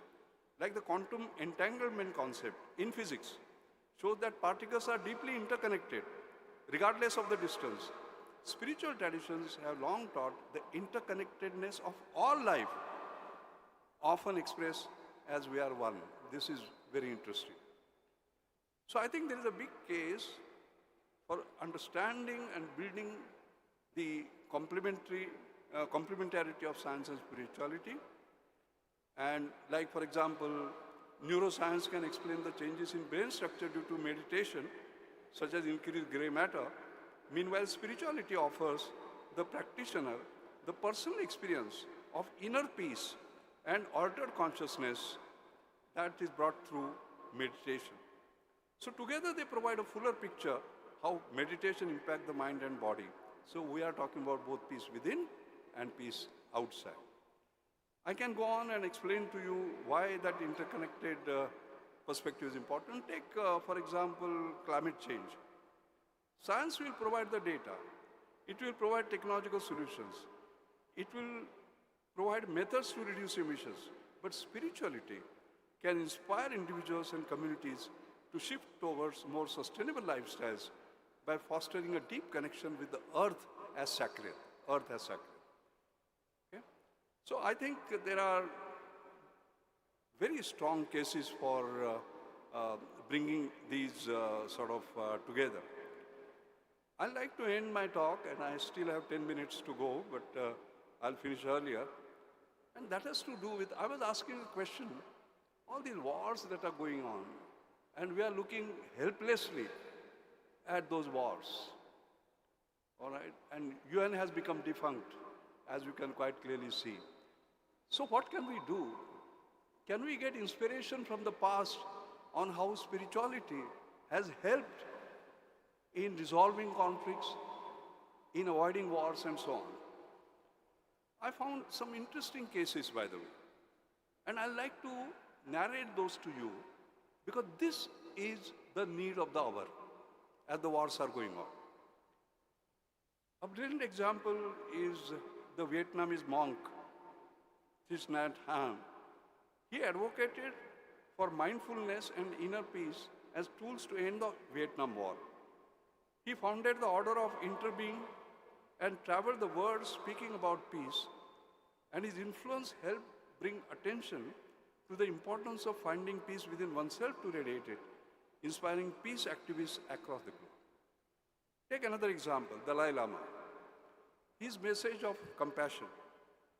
Dalai Lama, despite losing his homeland and enduring persecution, has consistently preached compassion even toward Chinese government. His approach has prevented an escalation into a violent Tibetan uprising and instead focused on dialogue, emphasizing empathy and mutual understanding, which garnered global sympathy and support for Tibetan cause. Look at a third example, Nelson Mandela. If you see his post-apartheid leadership, it's incredible. After his release from prison after 2 decades, Nelson Mandela focused on national reconciliation rather than vengeance. He could have gone for vengeance, he did not. He went for reconciliation. His spiritual practice, which included forgiveness and transcending ego-driven retribution, enabled South Africa to move towards healing rather than falling into the civil war. He avoided the civil war. Remember that. We need a Nelson Mandela today. We need a Nelson Mandela today. And if you can see, Mandela's leadership showcased how letting go of egoistic desires could pave the way for peace. Our own Mahatma Gandhi's Satyagraha, entire philosophy of non-violence and truth, addressed the fears and insecurities that often lead to violence. For example, during Indian independence struggle, he encouraged Indians to face the fear of British repression with non-violent resistance, emphasizing the inner strength over militaristic responses. And indeed, his leadership demonstrated that embracing spiritual courage could lead to freedom without the need of a violent conflict. And I would talk about Martin Luther King, deeply inspired by Gandhi's teachings in Ahimsa, used non-violence as a core strategy in the struggle for civil rights in America. I think all these examples actually illustrate the spirituality, when put into practice, can indeed bring about profound shifts in individual and collective consciousness, facilitating peace and understanding even in the most conflict-ridden situations like we have today. The spiritual approach does not rely on force, it does not rely on domination, but on values that elevate human interactions beyond ego and violence. And ladies and gentlemen, that is the need of the hour. And I will follow my younger brother, Dr. Vijay Bhatkar. He finished exactly when 6 minutes were remaining for his speech. I will also finish exactly when 6 minutes are remaining for his speech. Thank you very much. Thank you very much. Let's give a big round of applause, my friends, to Padma Vibhushan, Dr. Raghunath Mashelkar ji, the chairman of the Scientific Advisory Organizing Committee of this conference. A standing ovation to Padma Vibhushan, Dr. Raghunath Mashelkar ji. Thank you, sir. Thank you very much for your guidance and your words of wisdom. My friends, as I said earlier, we have the blessings, the presence, and messages from many tall personalities all across the globe. I'm really happy to mention that we also have presence on stage all the way from Moscow, Russia, the Chief of Department of Oriental Studies, the honorable guest on the dais, Professor Ruzana Pascu. Welcome, ma'am. Thank you very much. Thank you. My friends, now I would like to share with you one such message that we have received from the Honorable Member of Parliament, Rajya Sabha, New Delhi, His Highness Dr. Karan Singh ji. May I request him to kindly relay.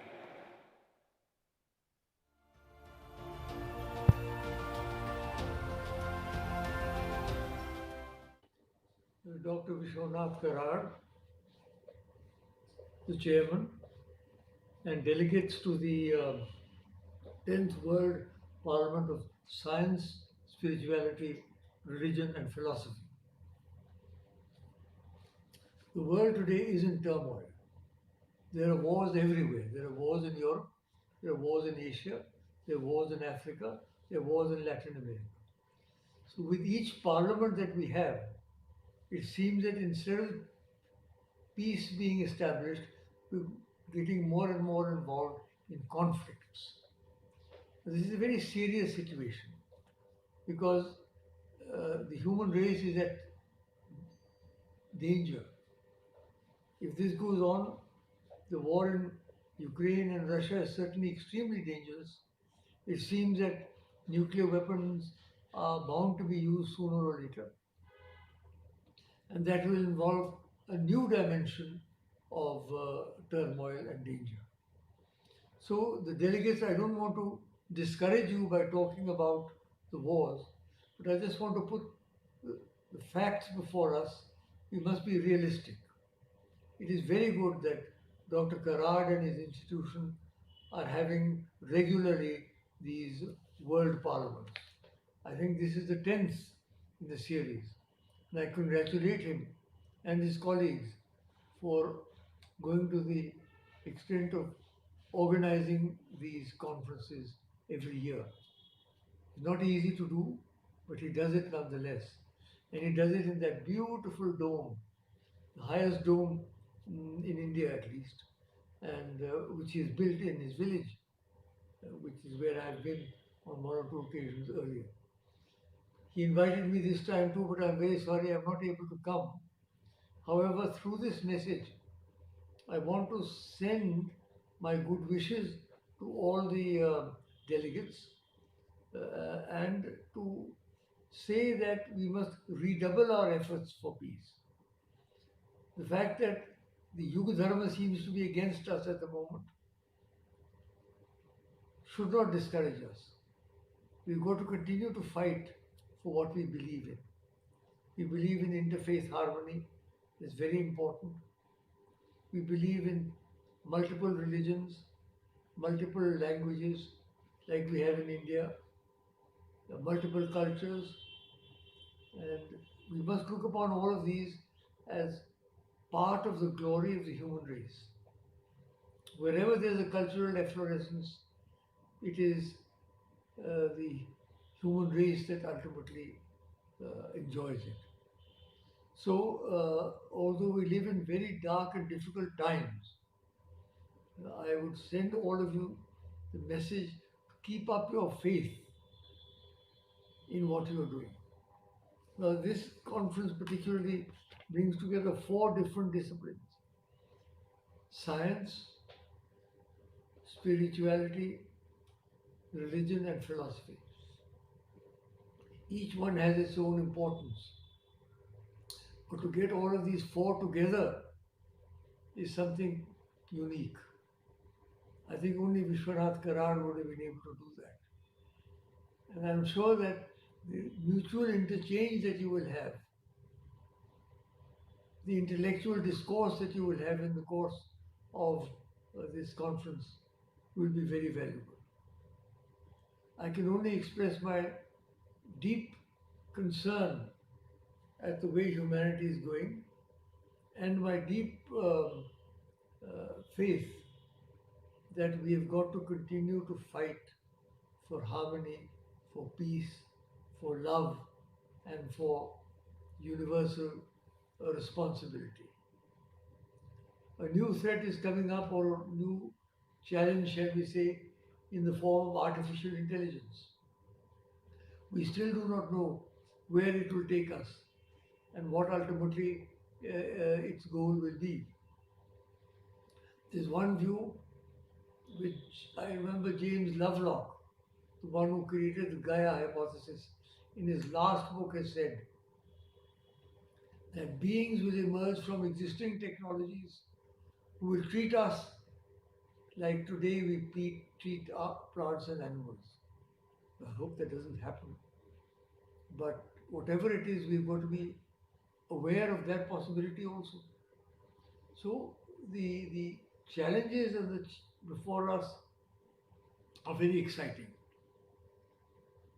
I am now 93, but I still feel a sense of excitement when I see the condition of the human race.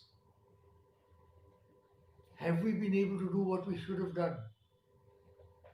Should we make way for the younger generations now? Are they at all adapted to our thinking, or are they going off at a different tangent? These are the areas that you've got to consider carefully. So friends, I wish you well.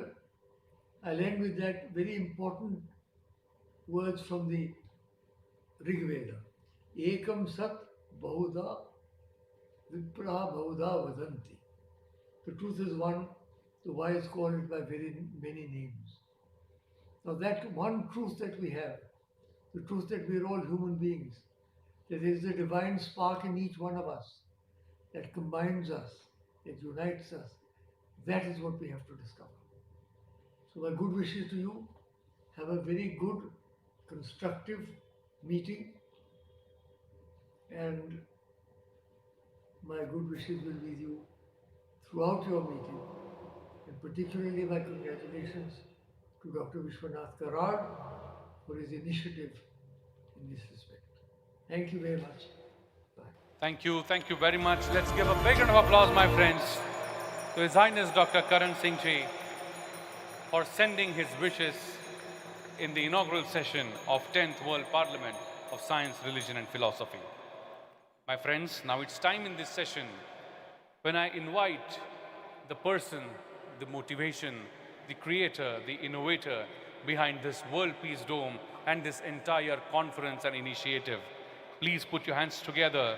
The founder and chief patron of MIRS MIT Pune and president of MIT World Peace University, the UNESCO chair holder, revered Professor Dr. Vishwanath D. Karad sir, for his presidential address.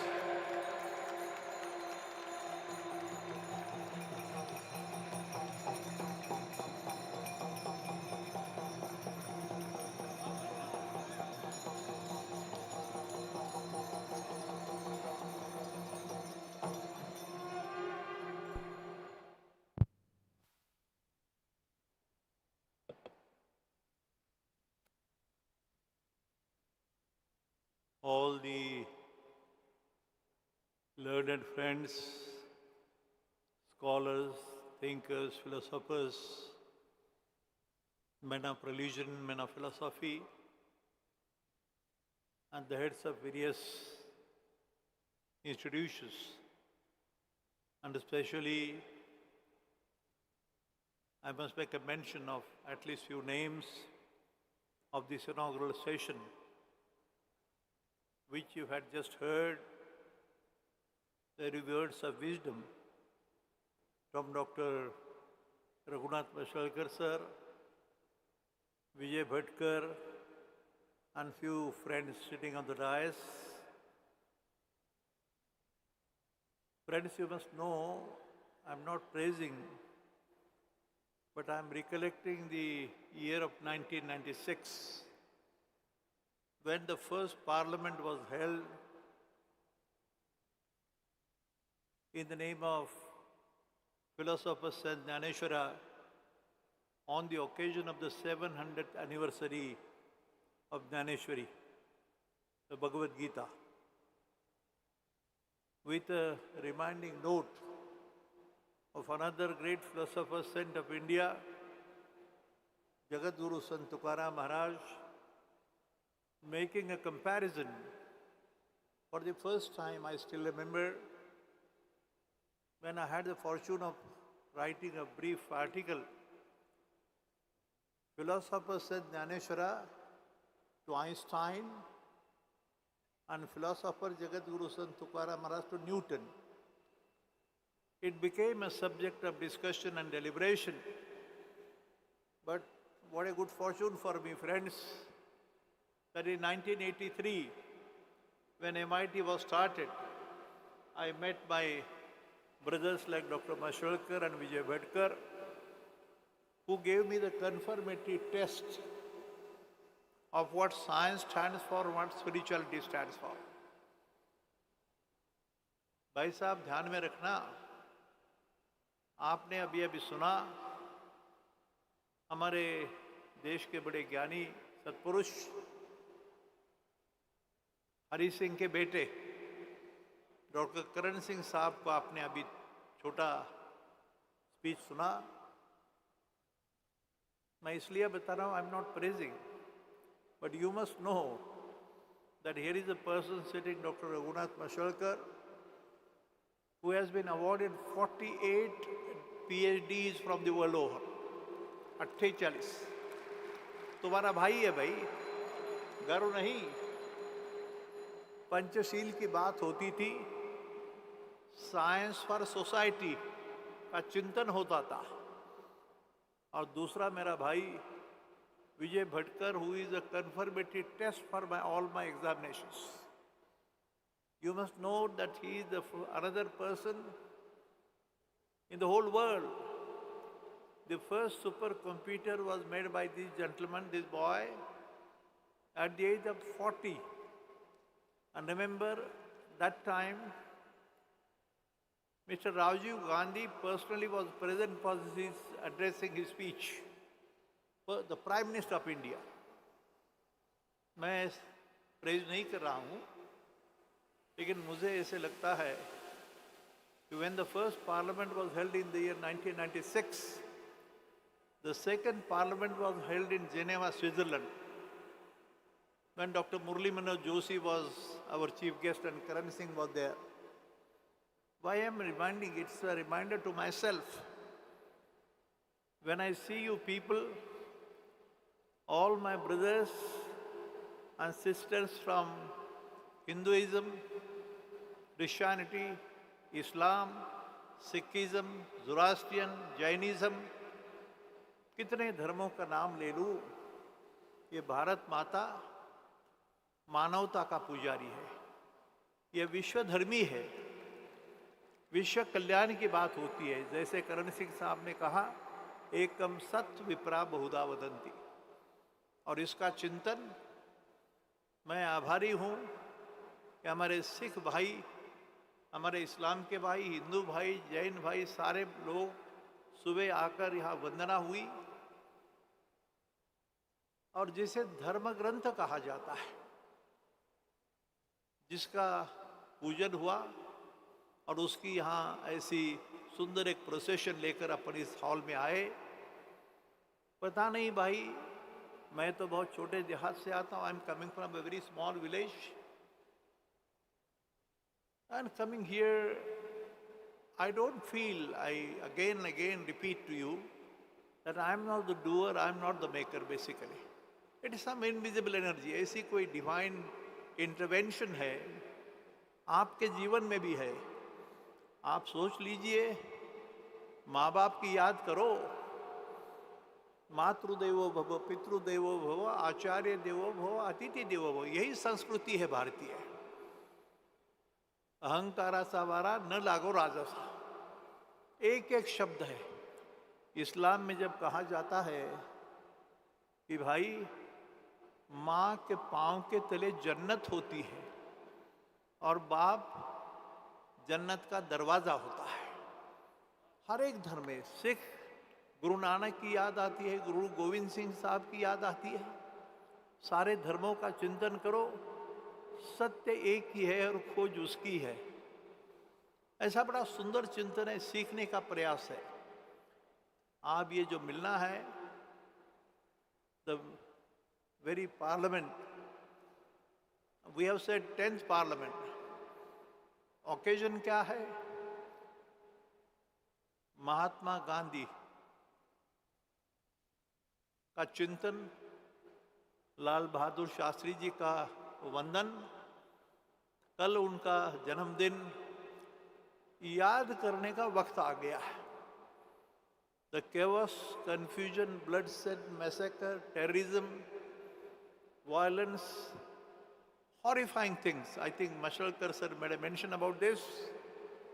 कि भाई इतना सुख समाधान है, सारा संपत्ति है, पैसा है, सब कुछ है, लेकिन सुख नहीं है। तो उसका रास्ता दिखाया स्वामी विवेकानंद ने। 11 सितंबर 1893, वन शब्द है, to make the world remember and my friends, young friends, to remember. And he says union of science and religion oblique spirituality will only help to bring harmony and peace to mankind. दुनिया को सुख समाधान शांति का मार्ग दिखाने का दायित्व आपके पास है। आप लोग हैं जो समाज को दिशा दिखा सकते, दुनिया को भी। एकम सत विप्रा बहुधा वदंती छोड़ो, वसुधैव कुटुंबकम की बात छोड़ो, ये नारा शायद इस हॉल में जो देख रहे हो, मैं रिक्वेस्ट करूंगा जो नए लोग आए हैं, जरा स्टैच्यू के सामने खड़े हो जाइए and with a deep passion and fire in the belly, देखना, सुनना, समझना और अनुभूति करना, उसके बाद समझ में आता है। और आपको समझ में आता है, आपको जो स्थिति है, आपका जो पोजीशन है, आज बड़े बड़े लोग हैं, ये माँ बाप का आशीर्वाद है। अपने माँ बाप, अपना जो दैवत हो, नाम अलग अलग है। अभी अभी कहा गया, आपको बताया गया छोटी फिल्म में, कि मुझे हमेशा लगता है कि तथागत गौतम बुद्ध का पंचशील और संत ज्ञानेश्वर माउली का पसायदान, दोनों का समन्वय होने का वक्त आ गया है। सारे धर्मों का चिंतन एक ही है, एकम सत विप्रा बहुधा वदंती। Religion is nothing but to perform your duty, duty toward the mother, the father, the family, the society, the nation, the whole world. यही चिंतन है भाई। आप समझदार बुद्धिमान लोग हैं, लेकिन बुद्धि होना काफी नहीं है। संत ज्ञानेश्वर जी ने या तथागत गौतम बुद्ध की खोज में ये स्टैचू देख रहे हो सामने, कल ही बिठाया गया। वन सांग कितने 2000 साल के पहले चाइना से निकलकर अफगानिस्तान, रसिया से कैसे आया होगा? ज्ञान की खोज में। ज्ञान की पूजा यही ईश्वर पूजा है, सद्गुणों की पूजा यही ईश्वर पूजा है, और उसका यह स्थान है। कैसे आया होगा? सोचो तो सही। बुद्धा की खोज में है, ज्ञान की खोज में है, और संत ज्ञानेश्वर बुद्धा में फर्क नहीं होता है। और महात्मा गांधी जी का सत्य और अहिंसा का तत्व, दुनिया के सामने यही एक रास्ता है दुनिया को सही दिशा दिखाने के लिए। लंबी बात हो सकती है, आप बड़े समझदार हैं, मैं किसी का नाम लेना मुश्किल है मुझे, लेकिन आपका यहाँ आना और एक माहौल है दुनिया के सामने, बड़ी चिंतक है बात। राजनीति के बारे में मैं बोलूँगा नहीं, वो मेरा फर्ज भी नहीं, मैं उसमें जानता भी नहीं। लेकिन मैं जब बोलता हूँ तो आलंदी, अजमेर बेटा है, बेटा सामने, अमृतसर और अयोध्या, ये सारों को जोड़ना है भाई, ये सब को जोड़ना है, और वही एक रास्ता है। मुझे फर्क नहीं आता, यहाँ देखिए कल ये स्टैचू बिठा गया, पारसी कम्युनिटी का मेरी बहन यहाँ बैठी है जिनके कारण ये हुआ। लेकिन नेटवर्किंग ऑफ माइंड्स, मशलकर सर ने कहा कि वो फिजिसिस्ट है, वो really speaking he is a man of chemistry of mind. मन की केमिस्ट्री क्या है भाई? देह है, बुद्धि है, लेकिन आत्मा और मन का पता नहीं। मन की बात चंचल होता है भाई, आत्मा स्थिर होता है। तो दिल से बात करो, दिल से रास्ता दिखाओ। ये कोई बाकी बात नहीं कर रहा हूँ। You are all learned people, friends, but it fills my heart with a sense of pride and pleasure when I see Dr. Sadanand More sir sitting opposite to me. But this requires the winning personality, physically fit, mentally alert, intellectually sharp, but spiritually elevated. और दुनिया अभी इस जहाँ अपन बैठे हो, ये आपका है, ये किसी व्यक्ति का नहीं, वर्ल्ड पीस यूनिवर्सिटी का अलोन नहीं है, ये आपका है भाई। ये आपको मालूम होना चाहिए कि this place which was inaugurated long time back by और वाइस प्रेसिडेंट साहब के हाथ से, तो उन्होंने कहा था कि ये स्पिरिचुअली ओरिएंटेड साइंटिफिक लेबोरेटरी है, अध्यात्म शास्त्र की वैज्ञानिक प्रयोगशाला है। दुनिया को सुख, समाधान, शांति का रास्ता दिखाने का दायित्व आपके पास है। इतना आपको अपील करके मैं रुक जाता हूँ। अभी बहुत बड़ा दूसरा संदेश है, डिवाइन ब्लेसिंग सेरेमनी। यहाँ हमारे लोकेश मुनि जी है, राहुल बंते मोदी है, सारे धर्मों के बड़े लोग हैं। शायद Bapat will make you know exactly what is the next journey, but again I tell you, I don't want to take much time, but I had the fortune, because of this background, to get an invitation from America, and there I was given a small honor. But that honor was not for Professor Karad. It was in the name of Sant Jnaneshwar to Einstein. ये जो विज्ञान अध्यात्म का जो प्रयास है, उसका सम्मान था, तो उसी का दर्शन अभी नेक्स्ट सेशन में होगा। मुझे कभी कभी लगता है ये Indian time is not to follow time. 24,000 लोग एक हॉल में, 24,000, no whispering, no mobile, absolute discipline. Discipline, decency, decorum and dignity are the 4 words जो दुनिया के सामने रखने का भी अपने को सीखना है। तो मैं प्रणाम करता हूँ मेरे भाइयों को, आप सबको, और महानुभाव जो बैठे हैं स्टेज पे, धन्यवाद, प्रणाम।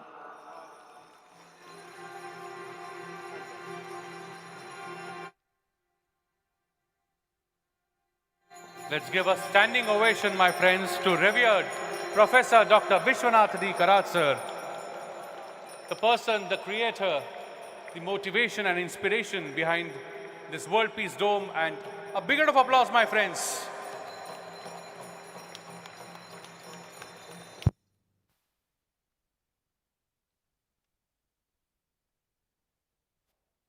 Thank you very much. I request everyone to be seated. My friends, I would like to thank all the dignitaries who joined us for the inaugural session, and we are now continuing this session into the very first session of 10th World Parliament of Science, Spirituality, Religion and Philosophy. But before I thank all the dignitaries on the stage, I request them to give us a group photograph. A group photograph, if all the dignitaries can give us by holding the brochure in the hand. The brochure which is in front of you, if you can please hold it in your hands. The very inaugural photograph of 10th World Parliament of Science, Religion and Philosophy. A big round of applause, everyone. The memorable photograph of the inaugural session of the 10th World Parliament of Science, Religion, Spirituality and Philosophy. Thank you very much, dignitaries. We would like to get the stage ready for the first session. The first session is an extremely important session.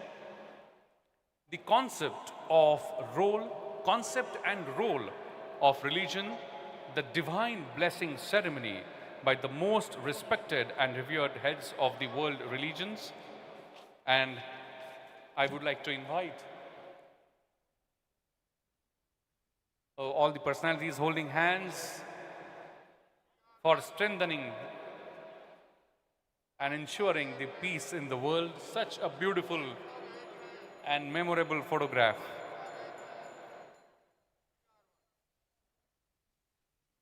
Thank you very much. I would now like to invite on stage the dignitaries for the first session.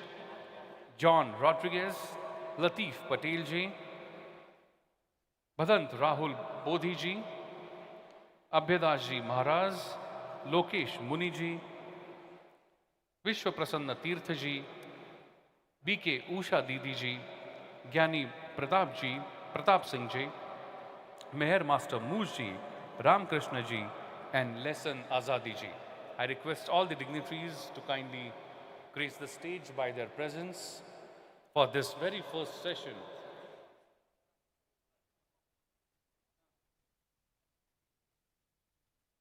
I request Usha Didi ji to please wait on stage.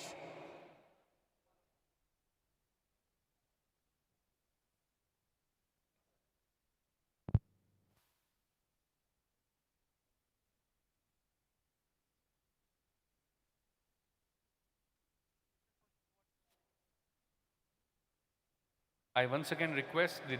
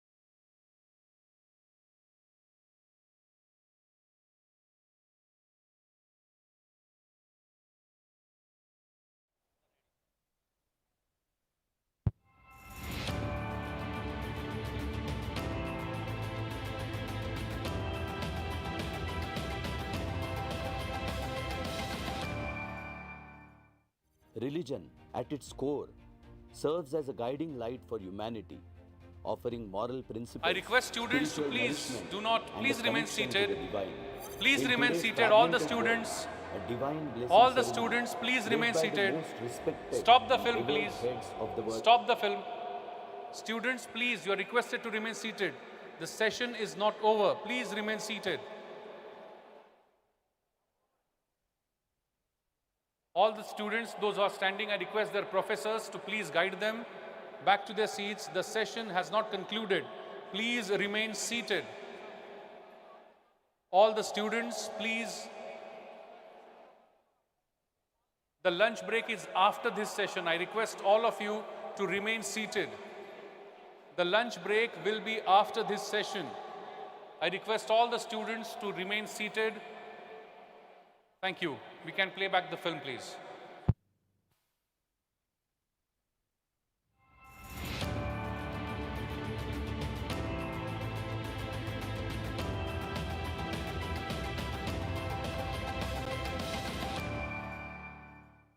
Religion, at its core, serves as a guiding light for humanity, offering moral principles, spiritual nourishment, and a connection to the divine.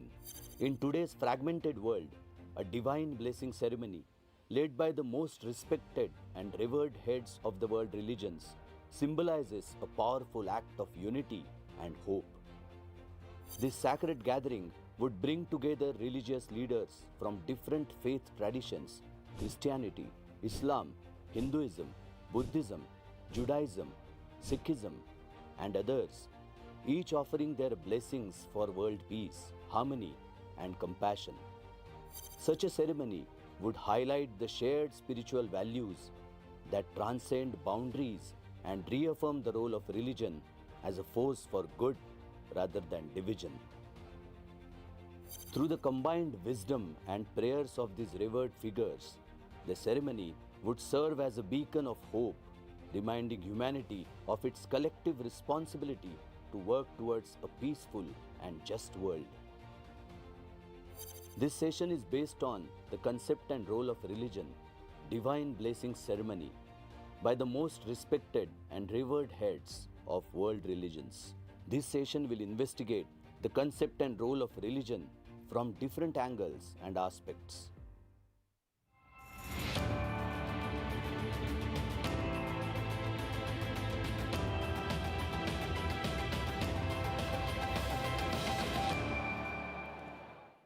Ladies and gentlemen, esteemed guests and revered religious leaders, it is my privilege to introduce the session 1, the concept of role of religion, where we explore the profound influence religions hold in shaping the moral and spiritual foundation of humanity.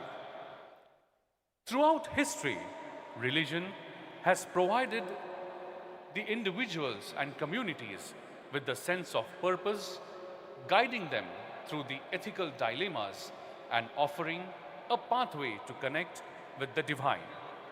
At its core, religion fosters values such as compassion, empathy, justice, and peace. Values that transcend cultural and geographic boundaries. Today, we are honored to be joined by the most respected and revered heads of various religions from around the world. In this special divine blessing ceremony, these esteemed leaders will impart their wisdom, offering prayers for peace, unity, and well-being of entire humanity. This gathering represents the beauty of religious diversity, where each faith, in its unique way, contributes to the common goal of fostering harmony and understanding among all people. The concept of religion extends beyond rituals and practices. It is a force that binds individuals to higher ideals, reminding us of our shared responsibility to care for one another and the world we inhabit. In this session, we seek to highlight the role religion plays in promoting peace and reconciliation in the world, often divided by conflict, by embracing the principles of universal love and tolerance. As taught by the world's faiths, we can work together to address the pressing challenges of our times. As these respected members and leaders come forward to offer their divine blessings, let us reflect on the unity that exists within our diversity. May this session inspire us all to uphold the values of our respected faiths and work toward the peaceful and compassionate world, guided by the principles of truth, love, and understanding. My friends, I'm sure you must have understood that how important this session is going to be. I request the team if we can have the Shankha-dhwani before we start this session. I request the team to kindly come forward for the Shankha-dhwani, which will mark the beginning of this session.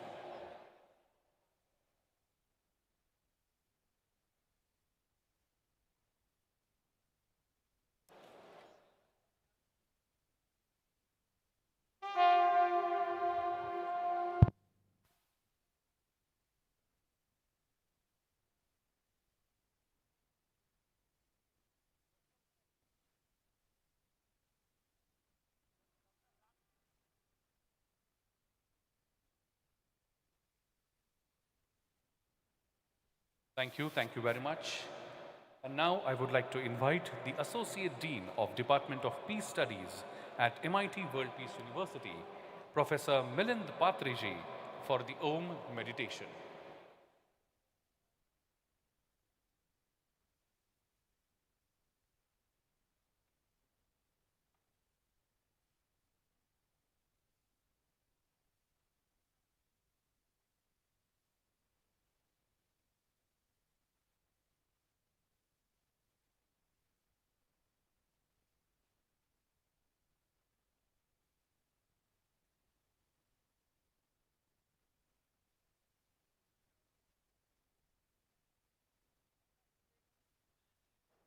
Honorable Dais, distinguished guests and audience,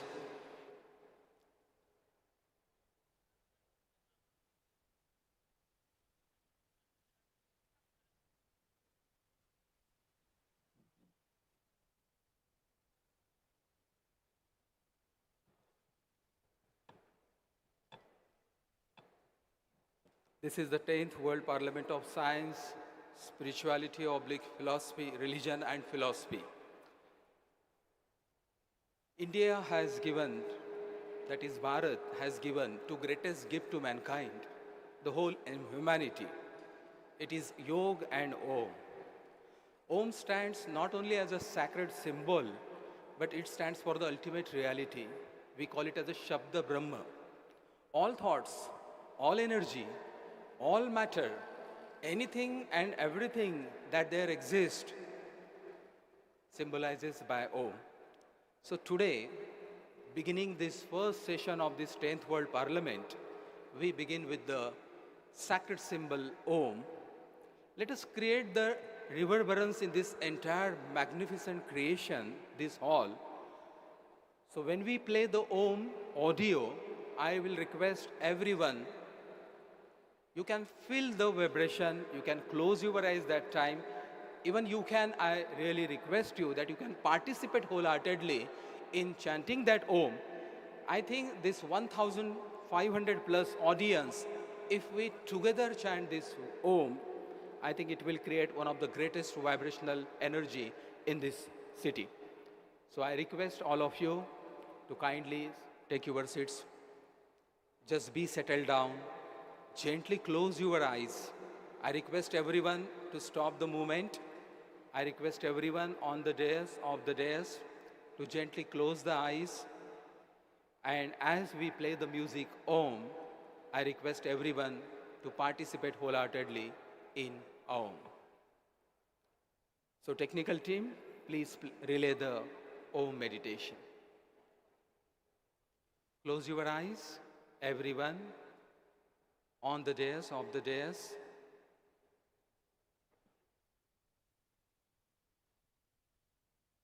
Close the eyes.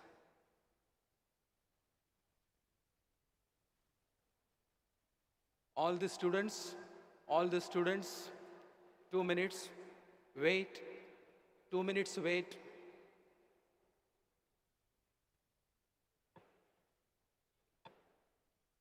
Okay.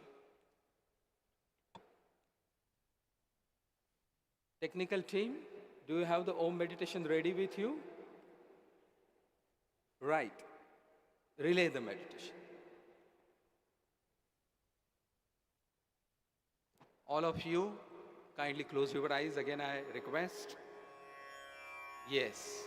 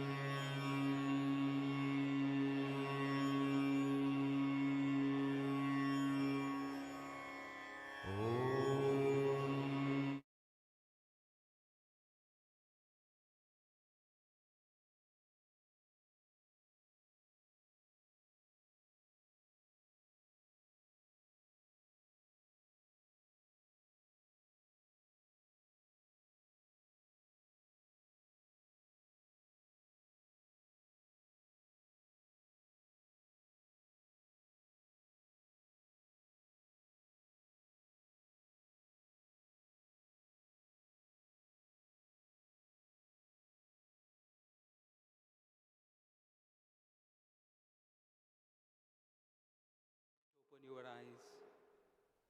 Be quiet. Be quiet.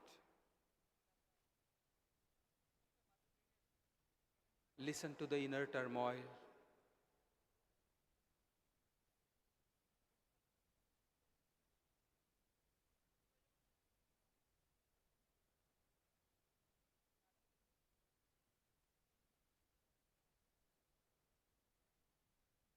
Okay, gently open your eyes. Thank you very much for participating in Om. Thank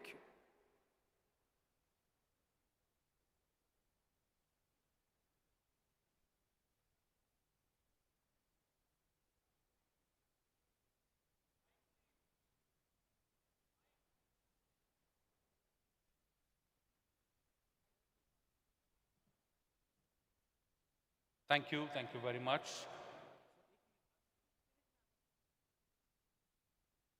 My friends, as we are aware, this is the divine blessing ceremony where we have the religious leaders of the various religions of the world. They all are participating in this session to give their blessings to this cause of world peace. And as you all are aware, that every religion in its foundation has a holy scripture. My friends, today we have, along with these religious leaders, all the blessed holy scriptures here with us. I would like to request all the student leaders, if they can please come on stage and place these holy scriptures on stage in front of these religious leaders. I request the student leaders to kindly come up with the holy scriptures now.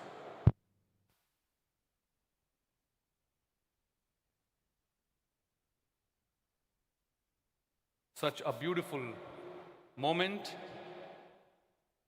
where these holy scriptures are being brought. The Quran, the Bhagavad Gita, Guru Granth Sahib, all the holy scriptures of the world, of the various religions are being brought on the stage. Such a beautiful moment. These young student leaders are bringing these holy scriptures for the divine blessing ceremony.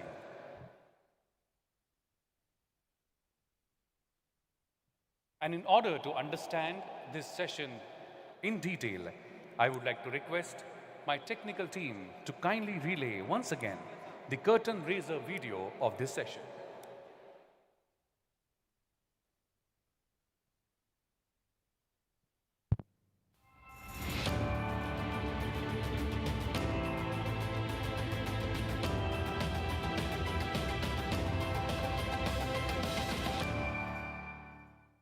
Religion, at its core, serves as a guiding light for humanity, offering moral principles, spiritual nourishment, and a connection to the divine. In today's fragmented world, a divine blessing ceremony, led by the most respected and revered heads of the world religions, symbolizes a powerful act of unity and hope. This sacred gathering would bring together religious leaders from different faith traditions: Christianity, Islam, Hinduism, Buddhism, Judaism, Sikhism, and others, each offering their blessings for world peace, harmony, and compassion. Such a ceremony would highlight the shared spiritual values that transcend boundaries and reaffirm the role of religion as a force for good rather than division. Through the combined wisdom and prayers of these revered figures, the ceremony would serve as a beacon of hope, reminding humanity of its collective responsibility to work towards a peaceful and just world. This session is based on the concept and role of religion, divine blessing ceremony, by the most respected and revered heads of world religions. This session will investigate the concept and role of religion from different angles and aspects.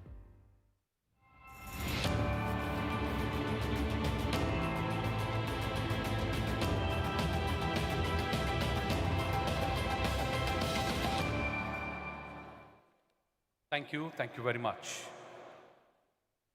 My friends, now in this session, all these respected leaders are going to come forward and offer their divine blessings to reflect on the unity that exists within our diversity. May this session inspire us all to uphold the values of our respective faiths and work toward a peaceful and compassionate world. I would like to humbly request all the religious leaders, those who are present here today, and those who are going to give us their divine blessings. I'm going to request all of you that you all give us your blessings, your thoughts in 8 to 9 minutes of time so that all of you can offer their blessings. Thank you very much. To begin this very divine blessing ceremony, I would like to first invite to offer the divine blessings revered Shri Shri 1008 Honorable Shri Swami Vishwa Prasanna Tirthaji of Pejawar Mutt, Udupi.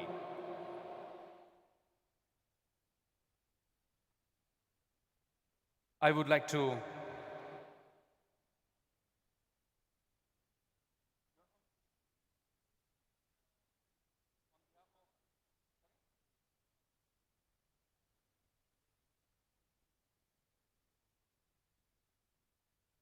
My friends, on behalf of revered His Holiness Pope Francis of the Vatican City, Rome, the blessing message would be given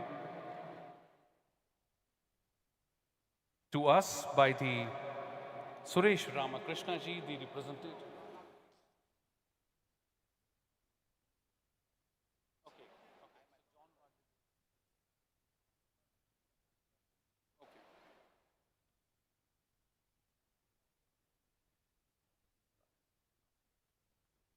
I request Honorable Dr. Badant Rahul Bodhiji Mahataro to give his divine blessings on behalf of the Buddhism.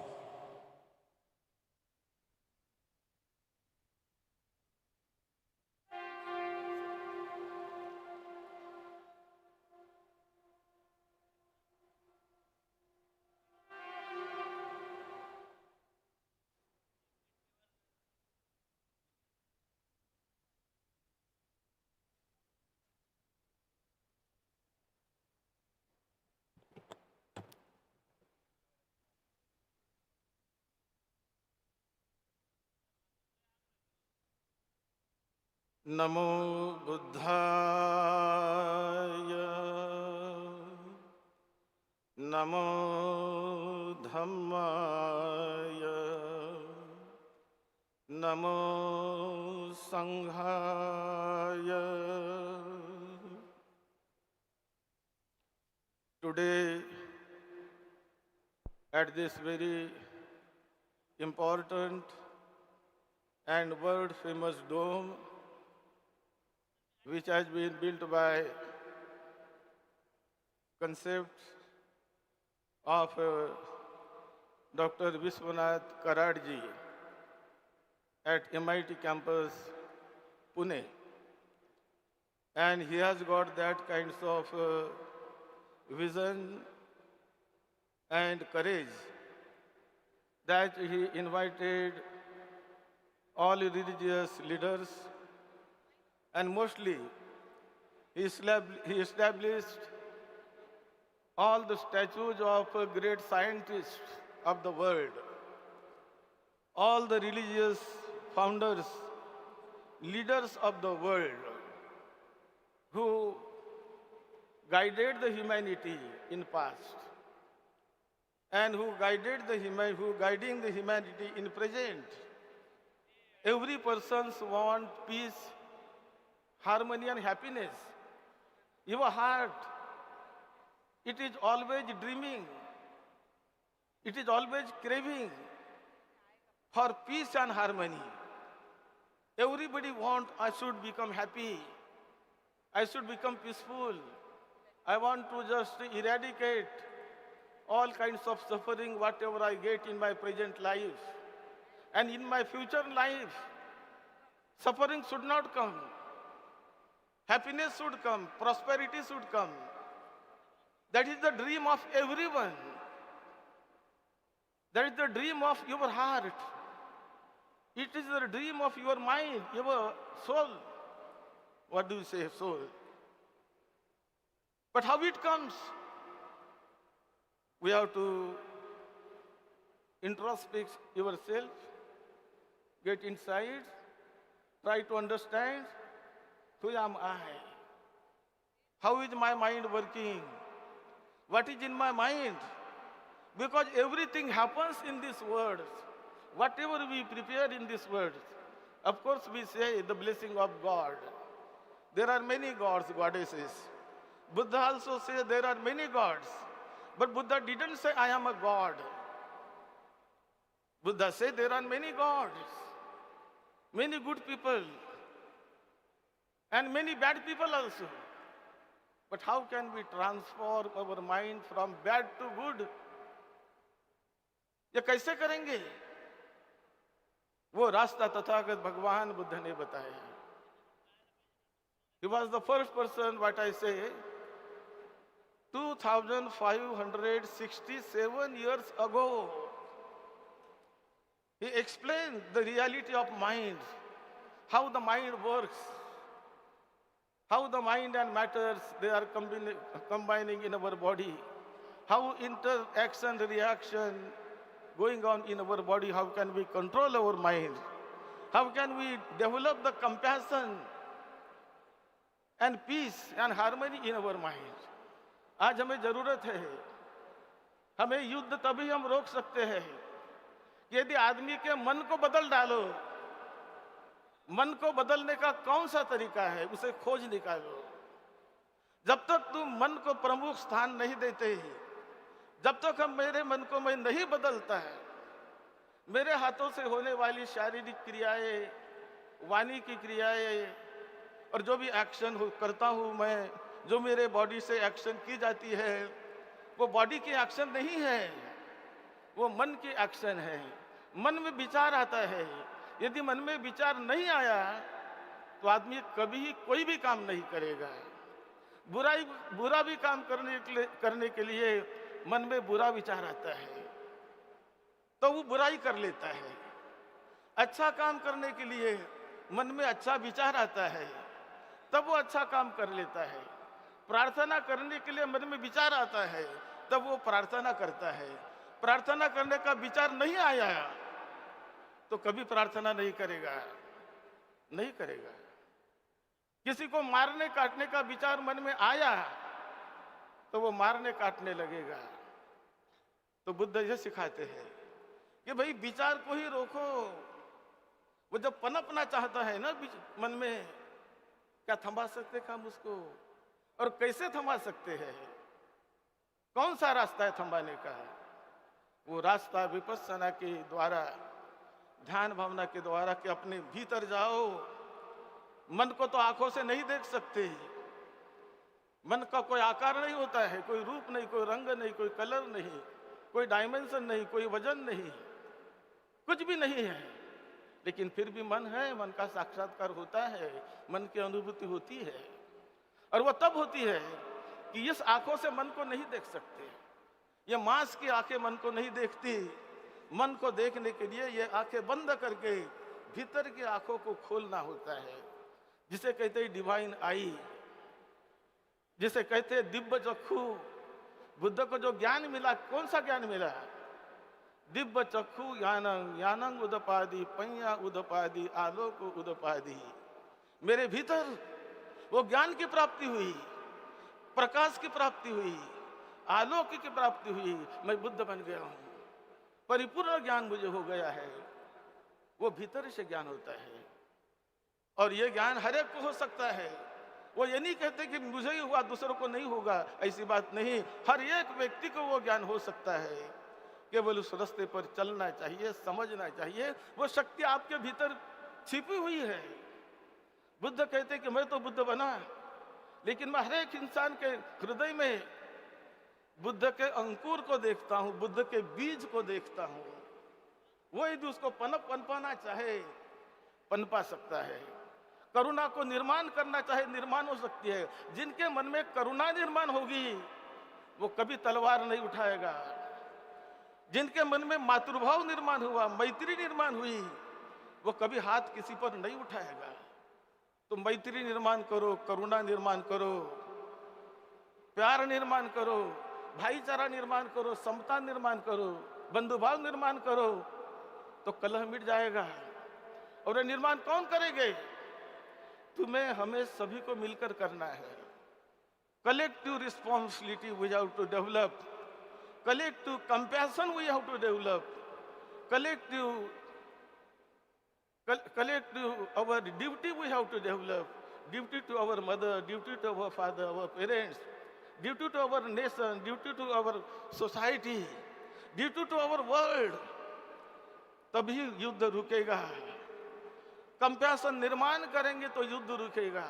नहीं तो कल हमने जो शांति का दिन पाला, मैंने सुना, जब भी सुन रहा था मैं, कि हम इधर शांति का गौरव कर रहे थे, दिन मना रहे थे, और दूसरे जहां बम फेंके जा रहे थे, बारूद के गोले फेंके जा रहे थे।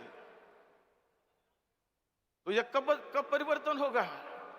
यह परिवर्तन होगा हृदय को बदलने से, हृदय मातृभाव लाने से, भाईचारा लाने से, करुणा लाने से, कंपैशन लाने से। और वो करुणा लाने की शक्ति, वो कंपैशन को निर्माण करने की शक्ति आप में है, आप सभी में है, हर एक व्यक्ति में है। उसे कैसे हमें जगाना है, उसका कैसा हमें साक्षात्कार करना है, वो रास्ते से चले तो जीवन धन्य होगा। युद्ध अपने आप रुक जाएगा, हमारे रोकने से रुक जाएगा, नहीं तो युद्ध कोई रुकने वाला नहीं है। हम केवल ऐसे किसी के भरोसे पर रह जाए, मैं तो पूजा करता हूँ, प्रार्थना करता हूँ, वंदना करता हूँ, मेरे घर में शांति आ जाए, मैं तो वंदना करता हूँ, मेरे समाज में शांति आ जाए, तो तो केवल हाथ जोड़ने से बंधन से शांति नहीं आने वाली। हम परिवार के लोगों को शांति से रहना है, भाईचारे से रहना है, बंधुभाव से रहना है, प्रेम से रहना है, तब शांति हमारे परिवार में आएगी, तब शांति हमारे समाज में आएगी। तो हमें अच्छा रहना सीखना है, यही बात, क्योंकि हम पर डिपेंड करता है। क्योंकि विभिन्नता तो होती है, ये निसर्ग का धर्म है, लेकिन विभिन्नता में भी एकता लाने वाले हम ही हैं। मैं बहुत बहुत सराहना करता हूँ आप सभी की, और बहुत धन्यवाद देता हूँ कि आज जो विश्वनाथ कराड़ जी ने ये जो कार्यक्रम रखा है, हर समय रखते हैं, 10वां ये साल है, तो इस प्रकार के कार्यक्रम रखने से ही हमारा भाईचारा बढ़ेगा, मैत्री बढ़ेगी, करुणा बढ़ेगी, प्यार बढ़ेगा, और दुश्मनी और दुष्टता दूर हो जाएगी। ये दुष्टता दूर होवे, दुश्मनी दूर होवे, सबका मंगल हो, सबका हृदय करुणा से भर जाए, मैत्री से भर जाए, प्यार से भर जाए। नमो तस् भगवतो अरहतो सम्मा संबुद्धस्य। पंचशील से सभी का जीवन धन्य होगा। 5 शील ये कर्तव्य है, उसका पालन करो, और ये हम कर सकते हैं। बुद्ध की पूजा ज्ञान की पूजा है, और यही पूजा हमें करनी है, तो हमारा जीवन बदल जाएगा। अब सबका मंगल हो, सबको सुख शांति मिले, यही मंगल मैत्री। भवतु सब मंगलम, भवतु सब मंगलम। Thank you very much. Let's give a big round of applause, my friends, to Honorable Dr. Bharat Rahul Bodhiji Mahatharo for giving his blessings on behalf of Buddhism. My friends, it is really indeed a divine blessing ceremony in which I would like to once again request all the religious leaders to take the advantage of these 9 minutes and give us the message that their religion brings to the world in terms of peace. What action their religion suggests to bring peace, establish peace. So it is once again request to all the religious leaders to please give us this particular important message in this conference in the 9 minutes which you have. And now I would like to invite on stage revered Acharya Honorable Lokesh Muniji, the representative of Jainism, to offer his divine blessings. Please put your hands together and welcome with a round of applause Acharya Lokesh Muniji.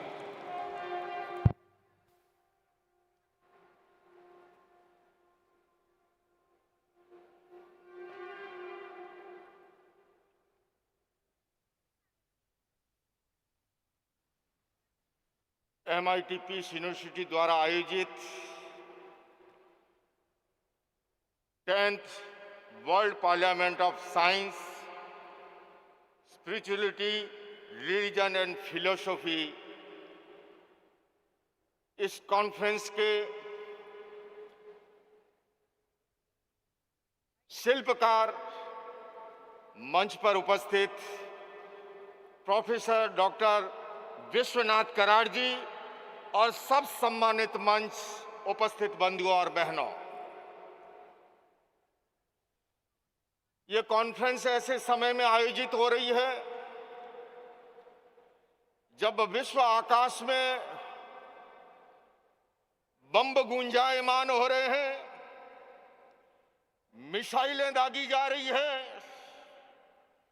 कुछ लोग इधर का समर्थन कर रहे हैं, कुछ लोग उधर से समर्थन कर रहे हैं, किंतु इस कॉन्फ्रेंस का ये संदेश है कि युद्ध, हिंसा और आतंक किसी समस्या का समाधान नहीं है।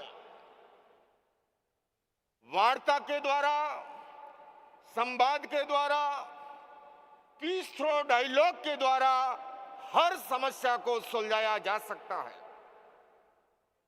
अभी हमने सुना अनेक वक्ताओं को, मैं कहना चाहूंगा कि युद्ध के बाद भी आखिरी दिन क्या होगा? आखिरी दिन वही देश बातचीत की टेबल पर आएंगे। तो मेरा निवेदन है, चाहे यूक्रेन और रशिया हो, चाहे इजराइल और फिलिस्तीन हो, किस तरह हमारे मासूम बच्चे मारे जा रहे हैं, पूरे विश्व की इकोनॉमी प्रभावित हो रही है, हमारी बहनें आज समय में विधवा हो रही है, और युद्ध केवल और केवल बर्बादी लाता है। इसलिए मेरा निवेदन है कि युद्ध के बाद में जो बातचीत की टेबल पर आने वाले हैं, वो पहले ही बातचीत की टेबल पर क्यों ना आ जाए। MIT पीस यूनिवर्सिटी वही कार्य कर रहा है। मैं कहना चाहता हूं प्रोफेसर विश्वनाथ कराड़ जी को, आप आगे आइए, ये सर्वधर्म के संत आपके साथ में हैं, क्योंकि धर्म ये कहता है, धर्म जोड़ना सिखाता है, तोड़ना नहीं सिखाता। धर्म के क्षेत्र में हिंसा, घृणा, भय और नफरत का कोई स्थान हो नहीं सकता। मैं इस 10वें विश्व पार्लियामेंट में कहना चाहूंगा कि अध्यात्म और विज्ञान एक दूसरे के विरोधी नहीं है, बल्कि अध्यात्म और विज्ञान एक दूसरे के जो है पूरक हैं। हमें विज्ञान का लाभ उठाना चाहिए, किंतु अध्यात्म को साथ लेकर के वो मानवता के हित और कल्याण में कैसे विज्ञान भी कार्यकारी हो, इस दिशा में काम करने की जरूरत है। अभी संयोजक ने जैसा कहा कि इस पीस के विषय पर फोकस रखते हुए कुछ समाधान की दिशा में चर्चा हो, और मैं MIT पीस यूनिवर्सिटी के इस मंच से भारत सरकार से, यूनाइटेड नेशन से भी ये निवेदन करना चाहूंगा कि हमारा जितना मॉडर्न एजुकेशन सिस्टम है वो केवल लेफ्ट हेमिस्फीयर को जगाने का काम कर रहा है, जो कि बुद्धि, गणित और तर्क के लिए रिस्पॉन्सिबल है, किंतु हमारा राइट हेमिस्फीयर जो इंट्यूशन पावर के लिए, जो स्पिरिचुअल डेवलपमेंट के लिए रिस्पॉन्सिबल है, आज उसकी उपेक्षा हो रही है। मौजूदा शिक्षा प्रणाली शारीरिक शिक्षा पे ध्यान दे रही है बहुत कुछ, बौद्धिक शिक्षा पे उससे भी अधिक ध्यान दे रही है, किंतु साथ ही साथ mental development and emotional development की दिशा के अंदर आगे बढ़ने की जरूरत है। बंधुओं और बहनों, हमारे इसी मस्तिष्क में एनिमल ब्रेन भी मौजूद है, जहां पर पांचविक वृत्तियां जन्म लेती हैं, तो हमारे इसी मस्तिष्क में नियोकॉर्टेक्स परत भी है, जहां पर मानवीय और दैविक वृत्तियां जन्म लेती है। मैं एक जैन संत होने के नाते ही नहीं, मेडिकल साइंस इस बात को एक्सेप्ट करता है कि अगर स्टूडेंट का सिंपैथेटिक नर्वस सिस्टम ज्यादा सक्रिय है या पैरासिम्पैथिक नर्वस सिस्टम अधिक सक्रिय है, या तो वो हीन भावना में चला जाएगा, दब्बू रह जाएगा, या इतना आक्रामक बन जाएगा जैसे वर्जीनिया की यूनिवर्सिटी में एक स्टूडेंट ने 32-33 को शूट करके रख दिया। पिछले वर्ष अमेरिकी राष्ट्रपति जॉय बाइडेन से मेरी चर्चा हो रही थी, मैंने उन्हें भी निवेदन किया। अमेरिका की बड़ी प्रॉब्लम है गन वायलेंस की। मैंने उनसे कहा कि गन तो एक इंस्ट्रूमेंट है, असली प्रॉब्लम गन की नहीं, वो इस मस्तिष्क की है, वो इस खोपड़ी की है। इस मस्तिष्क को प्रशिक्षित करने के लिए जब तक आप पीस एजुकेशन कार्यक्रमों को इंट्रोड्यूस नहीं करेंगे, आज अपेक्षा है प्राइमरी एजुकेशन से पीस एजुकेशन जैसे कार्यक्रमों को इंट्रोड्यूस किया जाए, जिससे कि हमारी नई पीढ़ी जो है उसका संतुलित विकास हो, उसका सर्वांगीण विकास हो, और वह विश्व की समस्याओं का समाधान में अपना योगदान दे सके। अंत में मैं अपनी बात को संपन्नता की ओर ले जाते हुए कहना चाहूंगा, एक व्यक्ति गाड़ी लेकर जा रहा था, संध्या का समय, ट्रैफिक पुलिस वाले ने देखा कि उसके लाइट नहीं है। रोकने की चेष्टा की कि भैया गाड़ी कहां दौड़ा रहे हो, इसके लाइट नहीं है। ड्राइवर ने कहा बीच में से हट जा, नहीं तो मारा जाएगा, इसके ब्रेक भी नहीं है। मैं कहना चाहूंगा वो गाड़ी कितनी खतरनाक होगी जिसके लाइट भी ना हो और जिसके ब्रेक भी ना हो। वो इंसान कितना खतरनाक होगा जिसके अपने इमोशंस और पेशेंस पर नियंत्रण नहीं है, जिसके अपने संवेदन पर नियंत्रण नहीं है। हमारी प्राचीन गुरुकुल प्रणाली यही सिखाती थी, सत्यम वद, धर्मम चर, क्रोधम मा कुरु। अभी प्रोफेसर विश्वनाथ कराड़ जी का हमने वक्तव्य सुना, इतना सारभूत वक्तव्य था। वो कथा भी क्या कहती है, युधिष्ठिर और द्रोणाचार्य जी को पाठ पढ़ाया, बच्चों को अगले दिन याद करने के लिए कहा। छोटा सा पाठ था, अगले दिन पूछा, सभी विद्यार्थियों ने दोहरा दिया, सत्यम वद, धर्मम चर, क्रोधम मा कुरु। एक विद्यार्थी बोला मुझे पाठ याद नहीं हुआ। कहा अगले दिन याद करके लाना। अगले दिन भी पूछा तो बोले याद नहीं है। वो जमाना अलग था, एक लापा पड़ा और वो कहते हैं मुझे पाठ याद हो गया। द्रोणाचार्य जी ने पूछा ये क्या है? बोले गुरुदेव आपने ही कहा था शिक्षा वो शिक्षा है जो जीवन में उतर जाए। मुझे अभी तक गुस्सा आता था, किंतु आज जब चांटा पड़ा और गुस्सा नहीं आया, मैं कह सकता हूं मुझे पाठ याद हो गया।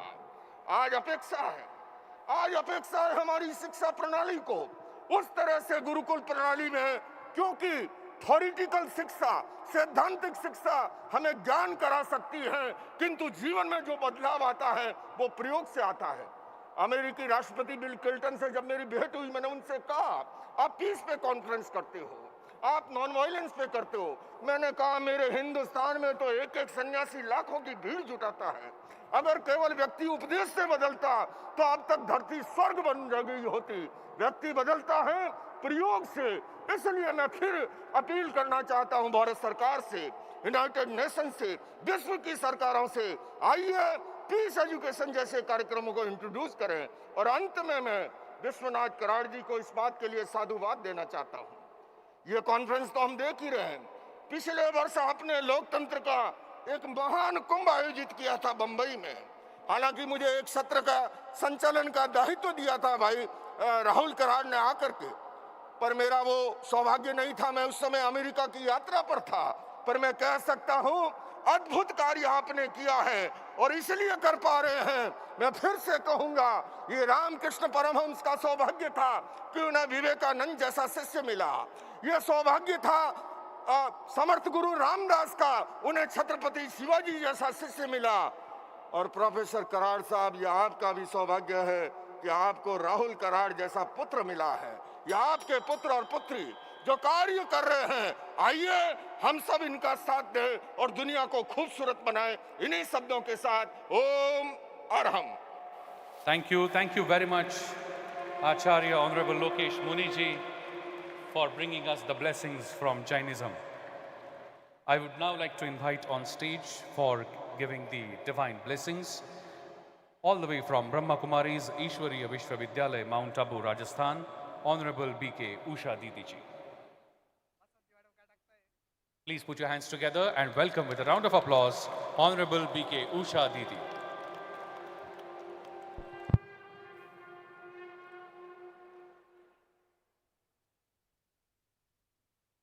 ओम शांति। आदरणीय रेवरेंड विश्वनाथ कराड़ भाई जी, डॉक्टर विजय भाटकर जी, आज के इस मंच पर आसीन सभी धर्म के विशेष व्यक्तित्व जो इस विश्व के अंदर शांति के लिए अपना विशेष सुझाव और प्रैक्टिकल जो एक्शन है, क्या एक्शन प्लान ला रहे हैं, उसकी चर्चा करने के लिए यहाँ एकत्रित हुए हैं। प्रजापिता ब्रह्मा कुमारी ईश्वरीय विश्वविद्यालय माउंट आबू से विशेष यही संदेश सारे विश्व में गुंजा रहे हैं कि आज नवरात्र के इस पावन पर्व पर प्रथम दिन पर जहां शिव शक्तियों का यादगार दिन मना रहे हैं सारे भारत में, तो क्या विश्व के अंदर आत्मा को कहा जाता है आत्मा शक्ति है। क्यों नहीं यहाँ बैठे हुए हर कोई शिव की वो शक्ति बन जाए असुरों का संहार करने के लिए, अर्थात जो बुराई रूपी असुर है उसका संपूर्ण संहार करने के लिए इतने लोग अगर एकत्रित है तो यहाँ के जो वाइब्रेशंस गूंजेंगे सारे विश्व के अंदर, ये प्रकंपित होंगे ही, एक विश्वास है। और आज इसी विश्वास के साथ यही कहना चाहूंगी कि जब हम ओम शांति का उच्चारण करते हैं, बहुत सुंदर भाई ने आरंभ में ओम ध्वनि का उच्चारण किया, लेकिन ओम शांति का स्वरूप बन जाए हर एक इंसान। ओम शब्द के अंदर 3 अक्षर है, अ, उ और म। ओम को कहा गया यूनिवर्सल वर्ड है, यूनिवर्सल ध्वनि है। इंग्लिश में भी इसीलिए कहते हैं ओम यानी AUM। अ का मतलब है आचरण, उ का मतलब है उच्चारण और म का मतलब है मन के विचार।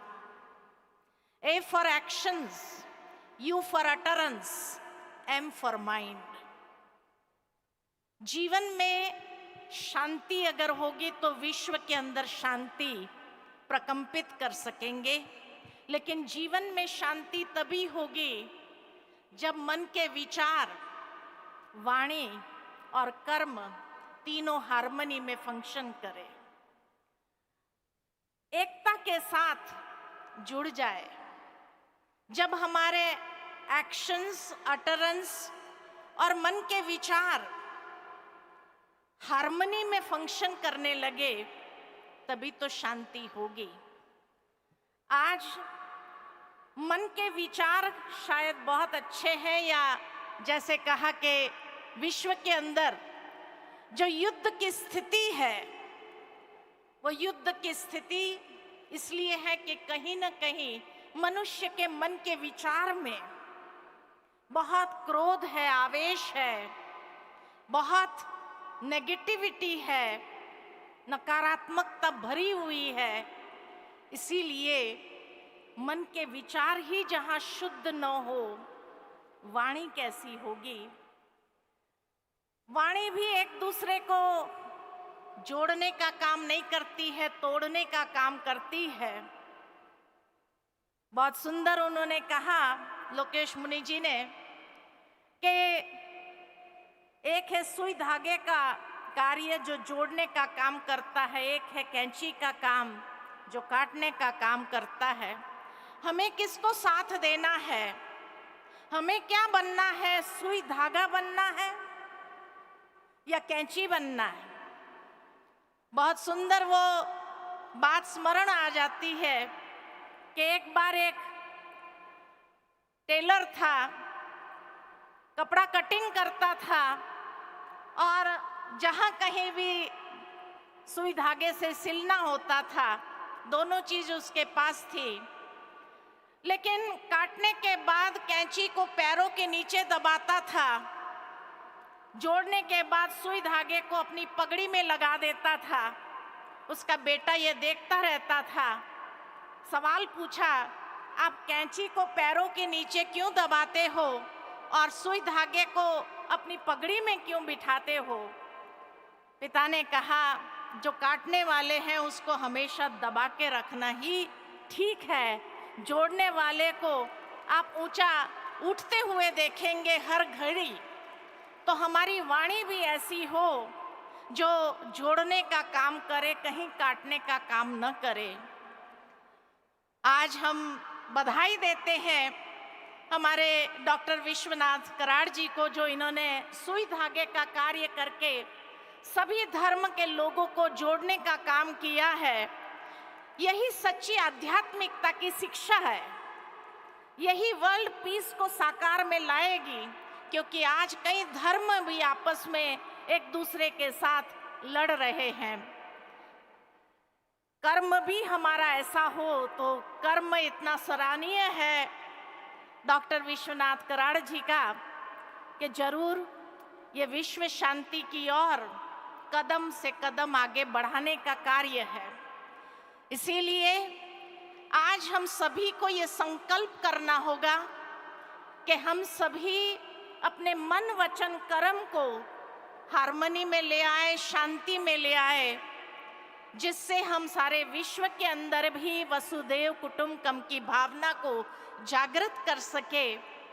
आज अगर धर्म के सभी लोग एकत्रित हो जाए, क्योंकि सभी का लक्ष्य तो यही है विश्व शांति। तो क्यों नहीं हम हाथ से हाथ मिलाते हुए, कदम से कदम मिलाते हुए अगर विश्व के चारों ओर फैल जाए तो अवश्य विश्व के अंदर शांति को लाने के लिए ये वाइब्रेशंस को सहजता से प्रकंपित कर सके। अंत में विश्व शांति के लिए 2 मिनट मेडिटेशन करेंगे। जैसे हम आपको विचार देते जाएंगे, आप अपने मन के अंदर भी उसी विचार को महसूस भी करेंगे और प्रकंपित भी करेंगे। चलिए 2 मिनट स्वयं के मन को शांत करें,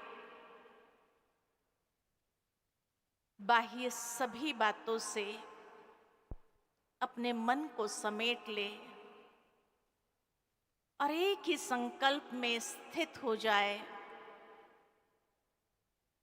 इस शरीर में मैं चैतन्य शक्ति आत्मा हूं और मेरा गुण धर्म शांति है। मैं शांत स्वरूप आत्मा हूं। शांति मेरी वास्तविकता है। शांति मेरा निज स्वरूप है।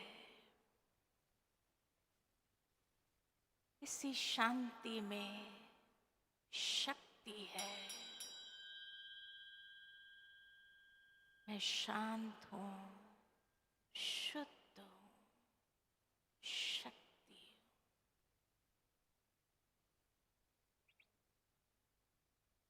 हूं। ओम शांति शांति शांति। Thank you very much, Honorable B.K. Usha Didi ji, for giving your divine blessings. And now, on behalf of the religion of Sikhism, we have the presence of Honorable Gyani Pratap Singh ji, but to offer the divine blessings on behalf of Sikhism, I would like to invite on mic Shri Manjeet Singh Khalsa ji on behalf of Sikhism.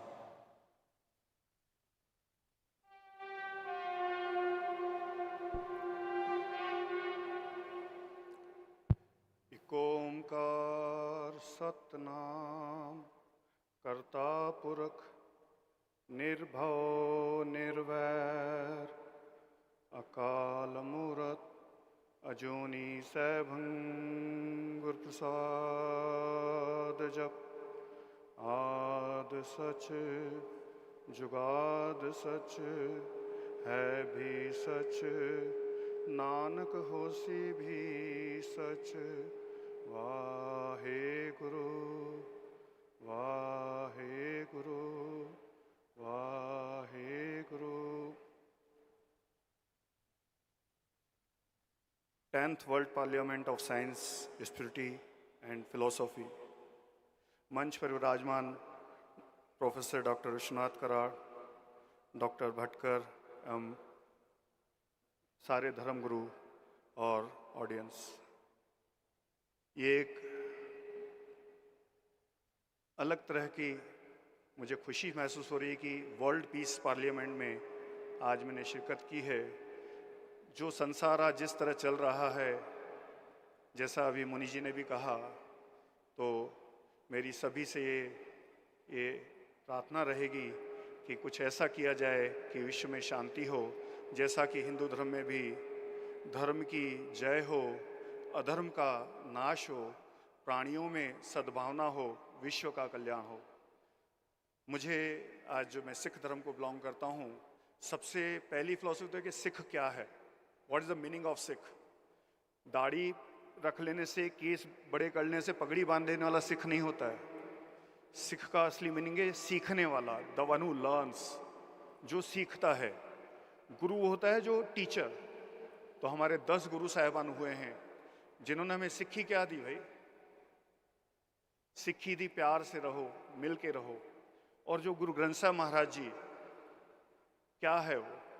मैं कहूँगा कि world purest religion और youngest religion, सभी धर्म महान हैं, सभी धर्मों के जो अच्छी चीज़ें थी उनका निचोड़ जो है सभी धर्मों के संतों के, आप देखिए गुरु ग्रंथ साहिब महाराज जी, आपको नामदेव जी, कबीर जी, रविदास जी, बाबा फरीद जी, इन सभी संतों की वाणी उसमें सम्मिलित है। भाई जब हम गुरु ग्रंथ साहिब महाराज जी को नमन करते हैं तो मैं कहता हूँ सभी धर्मों को नमन किया जाता है, सभी को मत्था टेका जाता है।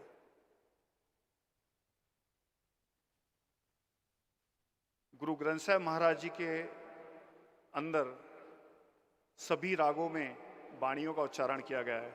लोग कहते हैं वाहेगुरु मंत्र जो सिखों का मंत्र है, ना, वाहेगुरु मंत्र का असली मीनिंग वव्वा वासुदेव है, हा हरि जान, गग्गा गोविंद रूप है, रर्रा राम पछान। 4 युग हुए हैं, सतयुग, त्रेता, द्वापर और कलयुग। सतयुग में भगवान वासुदेव की पूजा होती थी, त्रेते में लोग हरि हरि करते थे, द्वापर में गोविंद गोविंद करते थे और कलयुग में राम राम। तो वाहेगुरु एक बार बोलने से आपको 4 युगों के भगवान का फल मिलता है। वव्वा वासुदेव है, हा हरि जान, गग्गा गोविंद रूप है, रर्रा राम पछान। वावा वहीद है, हा हमीद है, गग्गा गुसाई है, रर्रा रहीम है।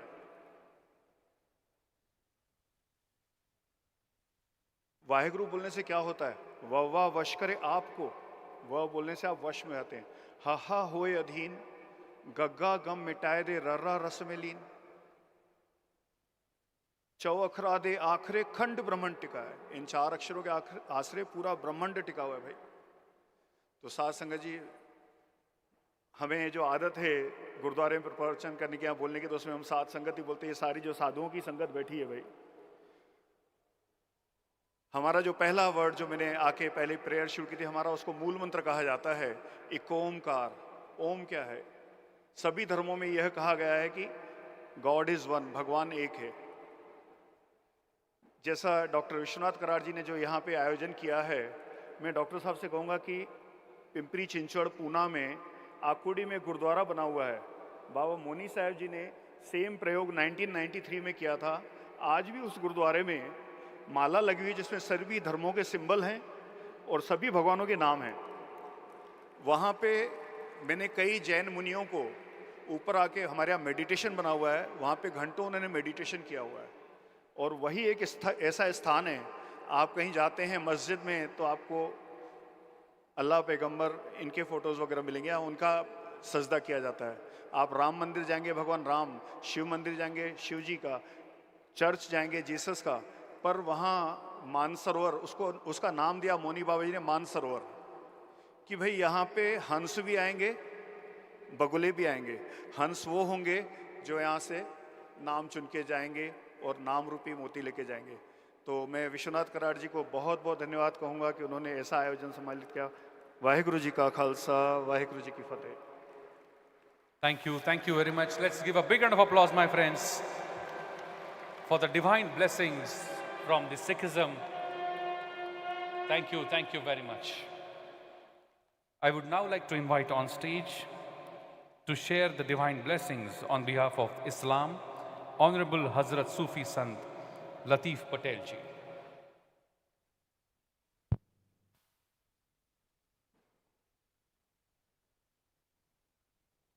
नहमदुहु व नुसल्ली अला रसूलिहिल करीम, अम्मा बाद फ़ाऊज़ बिल्लाहि मिनश शैतानिर रजीम, बिस्मिल्लाहिर रहमानिर रहीम। कुरान करीम में सबसे बड़ा सूरा जो है उसका नाम सूरा अल बकरा, और उसमें अल्लाह तबारक व ताला ने शुरू ही में फरमाया है, ये जो किताब है अलिफ लाम मीम जालिकल किताब, ये रोशनी वाली है और ये हिदायत की किताब है। किसको हिदायत है? मानव जाति को, नस्ल आदम को। क्या हिदायत है?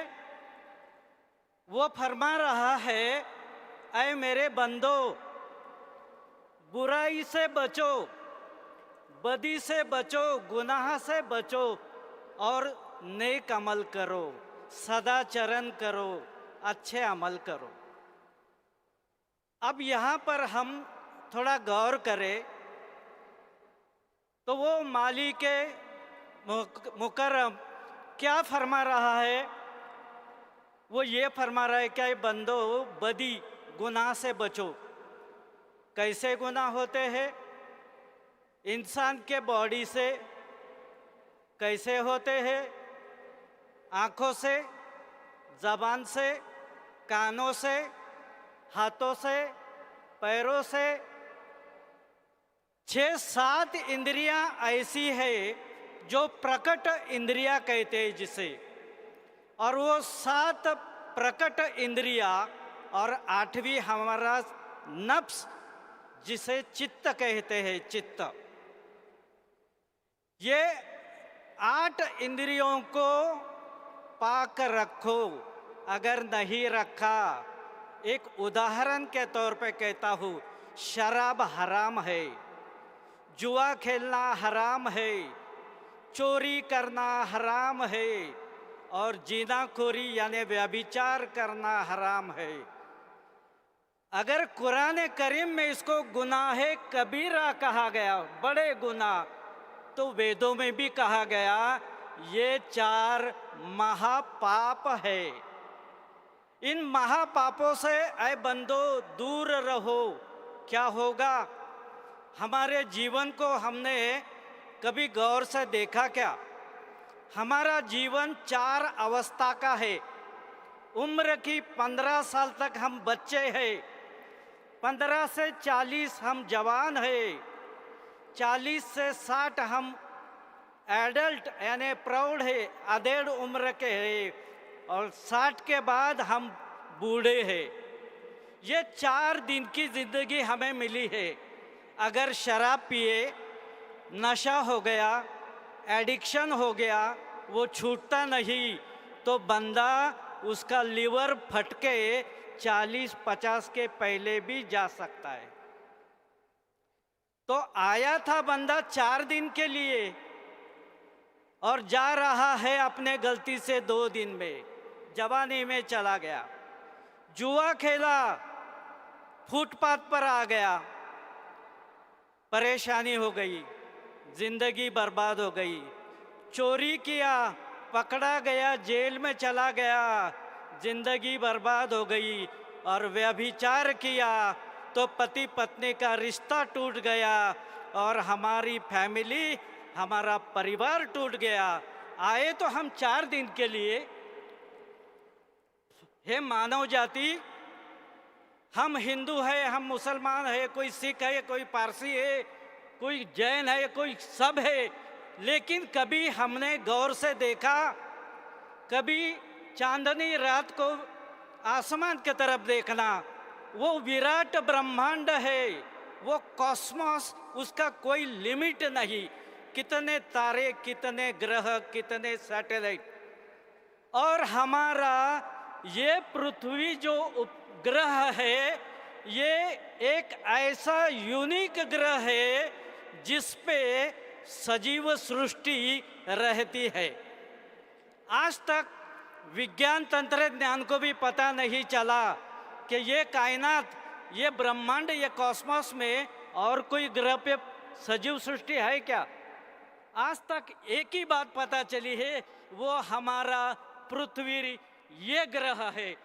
तो हमें सुन लो, हमें कितना सोचकर चलना चाहिए कि हमें 4 अवस्था का जीवन वो परमात्मा शक्ति ने हमें दिया। कोई उसे अल्लाह कहता है, कोई परमात्मा कहता है, कोई उसे वाहेगुरु कहता है, कोई उसे अलमाइटी गॉड कहता है, कोई उसे यहोवा संबोधन करता है। पर हम सब का वो क्रिएटर एक ही है और उसने हमें जो वरदान दिया है वो मानव रूप में भेजा है।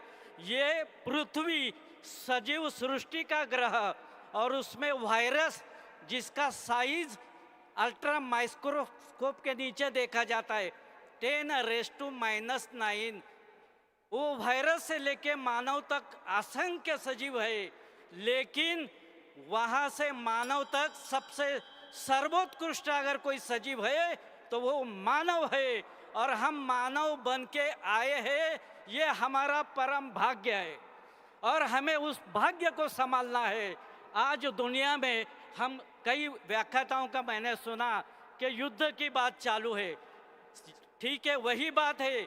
आज वो इंसान ये नहीं सोच पा रहा, ये हमारा पृथ्वी ग्रह एकमेव ग्रह है जहाँ हम रह सकते हैं, और उसको बम्बार्डिंग करके उसको मिटाने की कोशिश हो रही है। इसके लिए एक बात और है, ये संघर्ष होते क्यों है? तो हमारा जो चित्त है उसमें जो अहंकार निर्माण होता है, मैं श्रेष्ठ और कोई नहीं श्रेष्ठ, तो ये श्रेष्ठता के ये तकब्बुर जिसे हम कहते हैं, गर्व जिसे कहते हैं, इस अहंकार को जब हम मिटाएंगे तो हमारे अंदर नम्रता आएगी, और वही नम्रता मानवता की दृष्टि देगी, वही नम्रता समानता की, बंधुता की वो दृष्टि देगी कि हमारा ये पृथ्वी का तमाम मानव समाज सुखी हो जाएगा। आज यहाँ पर विश्वनाथ कराड़ सर ने जो ये कॉन्फ्रेंस ली है, बहुत बढ़िया काम चल रहा है। जिस वक्त में दुनिया में लड़ाई हो रही, उस वक्त ये शांति की बात फैला रहे हैं। मैं मेरे अल्लाह तबारक व ताला की बारगाह में ये सूफी पीर फकीर ये दुआ करना चाहता है कि डॉक्टर विश्वनाथ कराड़ सर की ये जो विश्व शांति मिशन है उसको कामयाबी और कामरानी अता फरमा, और हम सबको पापाचरण से दूर रहने की, सदाचरण की और भाई चारे की तौफीक अता फरमा। मैं मेरे 4 शब्दों को यही विराम देता हूँ। धन्यवाद। Thank you very much, Hazrat Sufi Saint Latif Patel ji, for your kind words. I would now like to invite on stage to give us the divine blessings on behalf of Zoroastrianism, Dame Dr. Master Meher Moosh ji.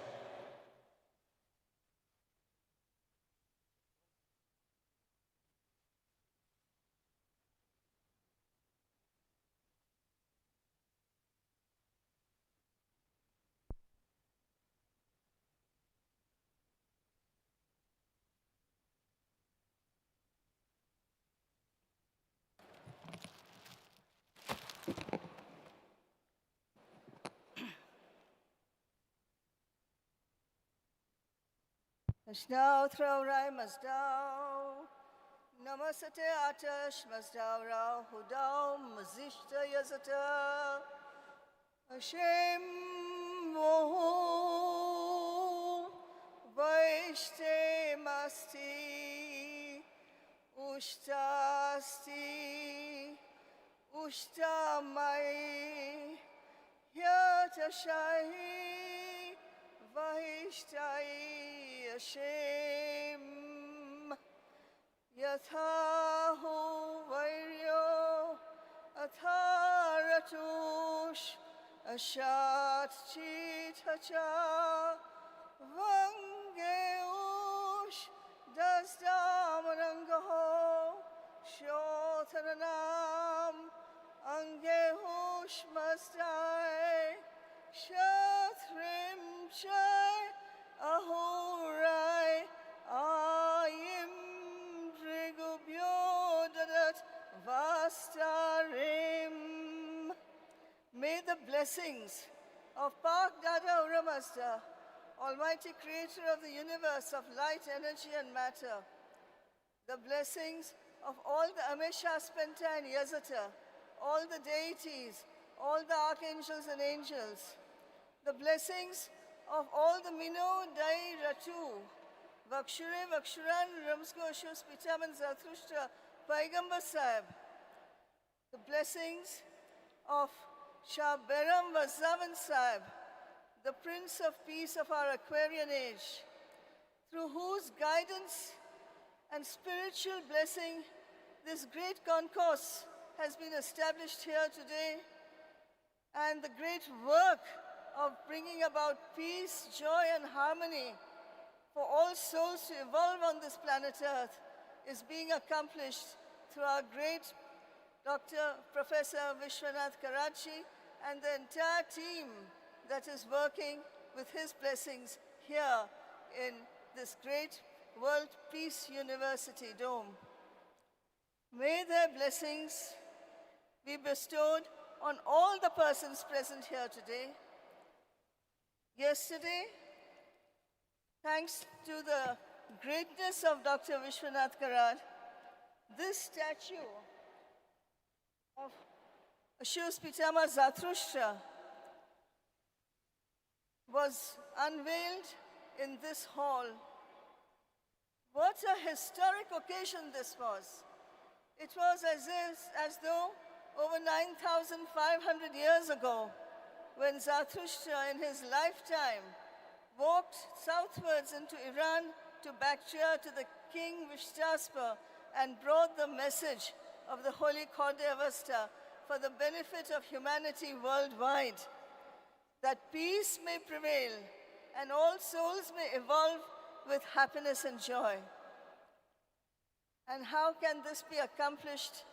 The purpose for every soul that takes birth on planet Earth is just one: to purify itself, to become one with the creator of the universe, the pure white light of the cosmos. And the method that he showed is through good thoughts, good words, and good deeds.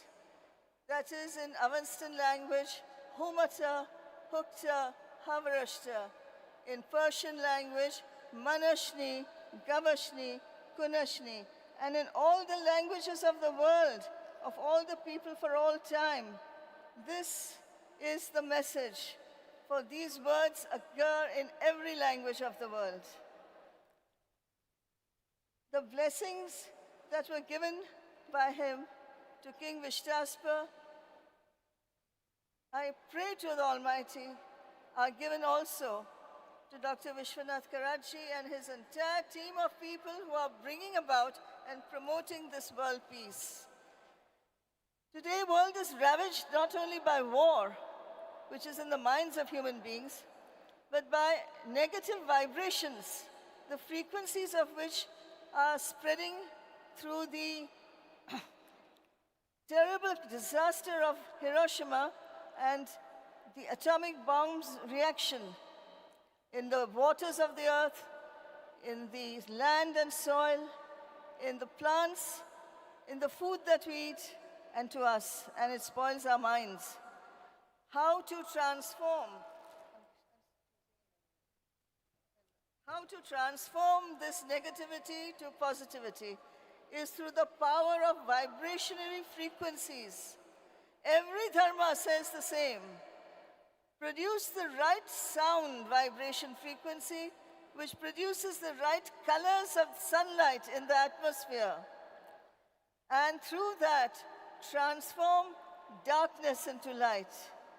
Yesterday, at the grand function organized by Professor Karachi, in this hall, I presented him with several sound vibrations of Mantravani.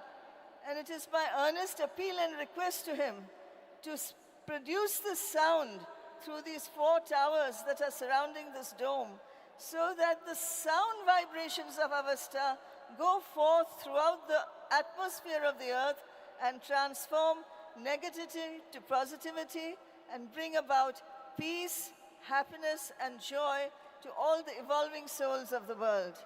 And with these words, I would like to simply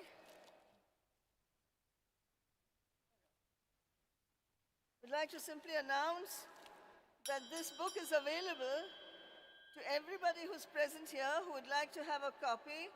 Please approach Ms. Khurshid Cooper. She's sitting there in the side, and you're most welcome to take a copy home, read it, and understand the message of peace, joy, and harmony, spiritual evolution to white light, which is through this power. I would like to present these books to Dr. Professor Vishwanath Karachi as a token of my deep estimation and regard, deep love and respect for him. Thank you very much, Dame Dr. Master Meher Muji. Thank you very much for giving us the blessings on behalf of Zoroastrianism. I would now like to invite on stage to give the divine blessings on behalf of the religion of Mormonism, Honorable Dr. Ramakrishna Ji, the President of Church of the Latter-day Saints.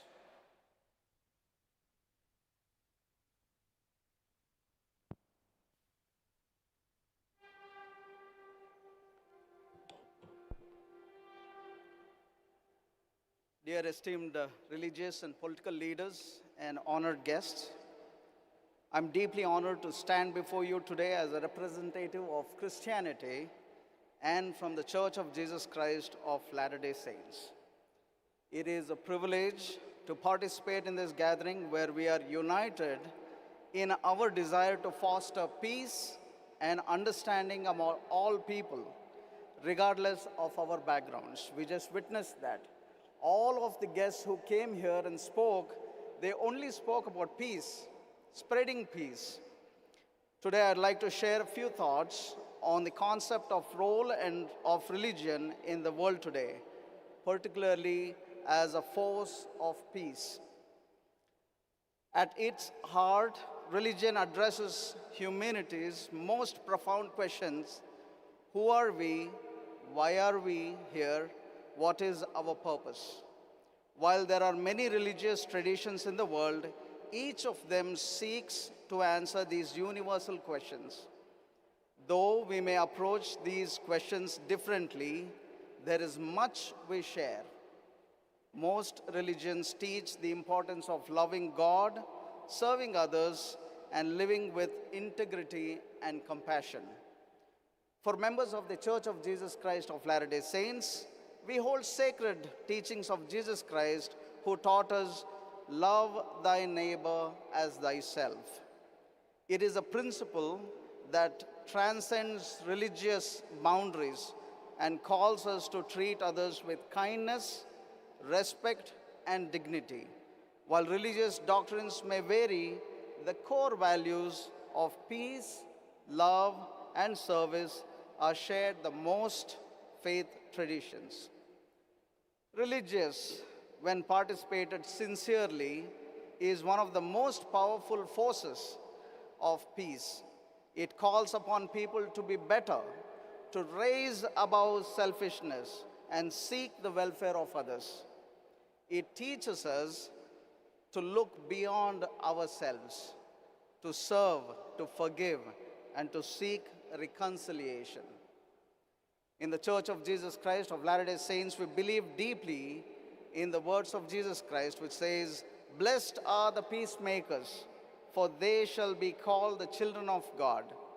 For us, peace is not just the absence of conflict, but the presence of goodwill, justice, and mutual respect. Peace comes when we recognize our shared humanity and work together to promote harmony in our families, our communities, and at the world at large. While it is true that the religion has sometimes been associated with conflict, we must remember that the essence of true religion is peace. Almost every faith tradition teaches the importance of peace, whether it be the Christian call to love, the Hindu practice of ahimsa, and the Islamic dedication to justice and mercy. These principles are universal and can help us bridge divides and resolve conflicts peacefully. In the world of growing interdependence, interfaith dialogue such as this has become essential. It is through understanding and cooperation that we find solutions to the challenges that affect us. While we may differ in our beliefs, we share common goals: compassion, service, justice, and peace.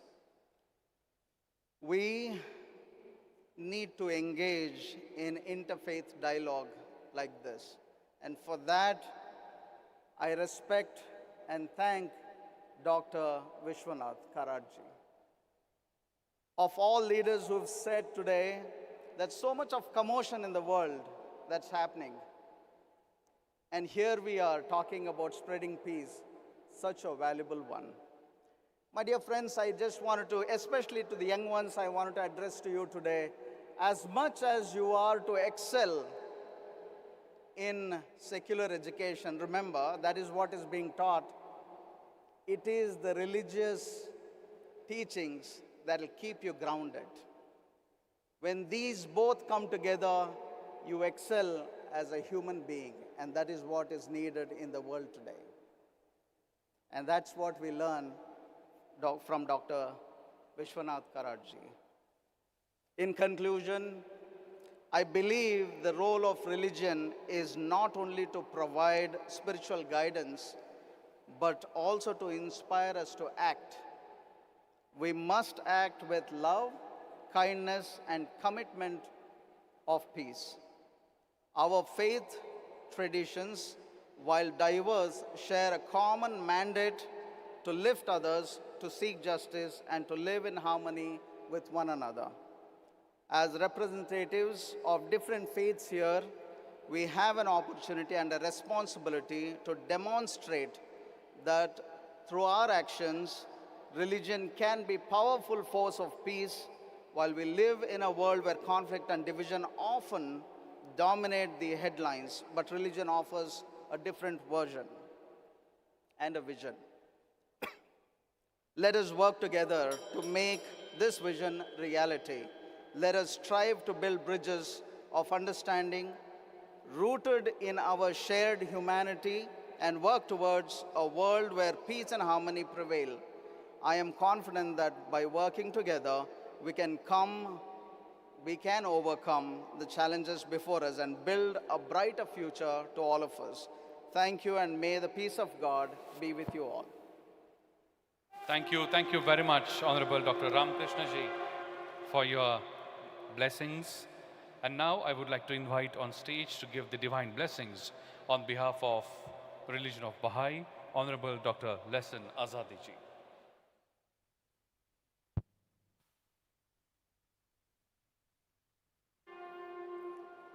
Good afternoon, friends.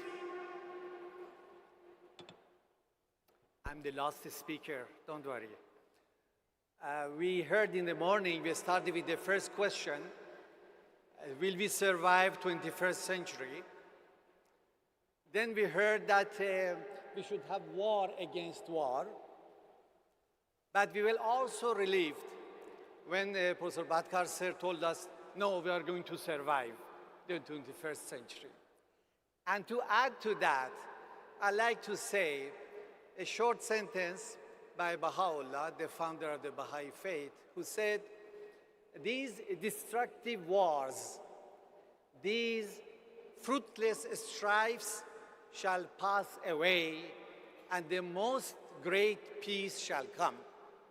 So that is the conviction with which we should go ahead and we should push forward.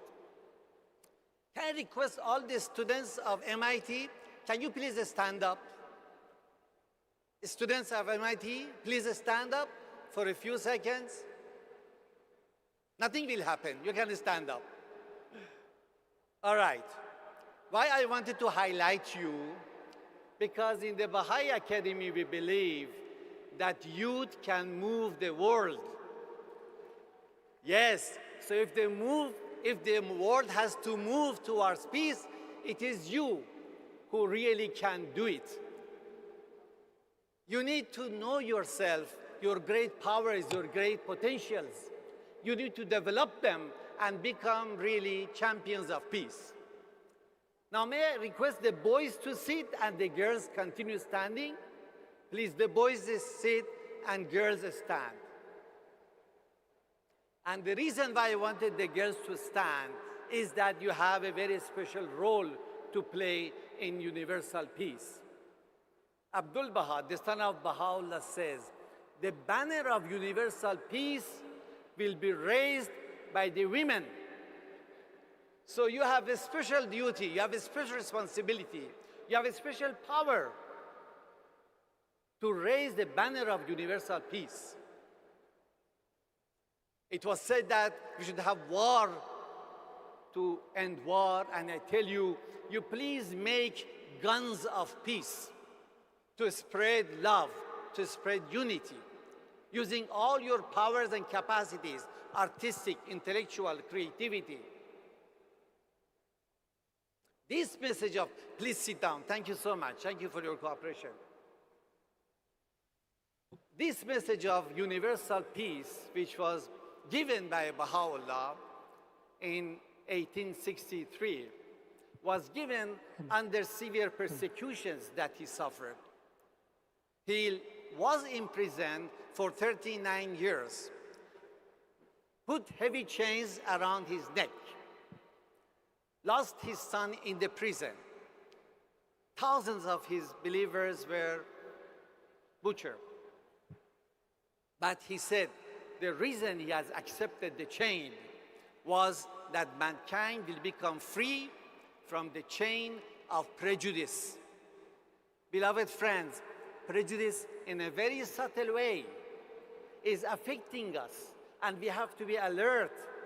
We have to spread the message of peace and unity. So I'd like to read for you just a few sentences. These are some of the principles given by Baha'u'llah to achieve universal peace, because unless we act upon them, it will just become wishful thinking.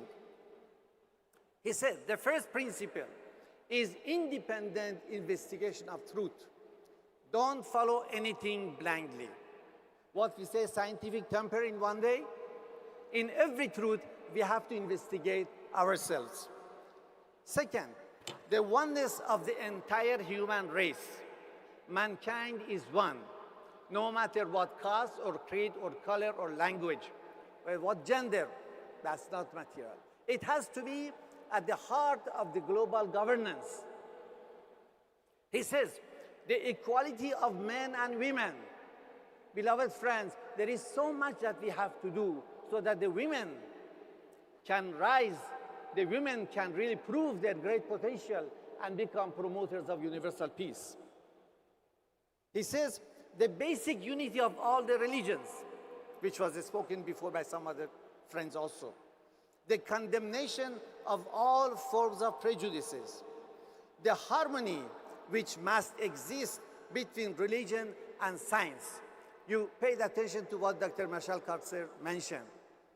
How science and religion have got so many counterparts, because basically science, religion, and nature are functioning around the same principles. Therefore, there is absolute harmony between them. And the problems have come when we have forgotten that harmony. The abolition of extremes of wealth and poverty. One of the reasons of unrest in the world, of terrorism in the world, is poverty. So let us think, each one of us, how can we contribute to abolition of extremes of poverty and extremes of wealth? Well, I invite you all, friends. This message, the promise of world peace, was a statement given by the Universal House of Justice in the National Year of Peace.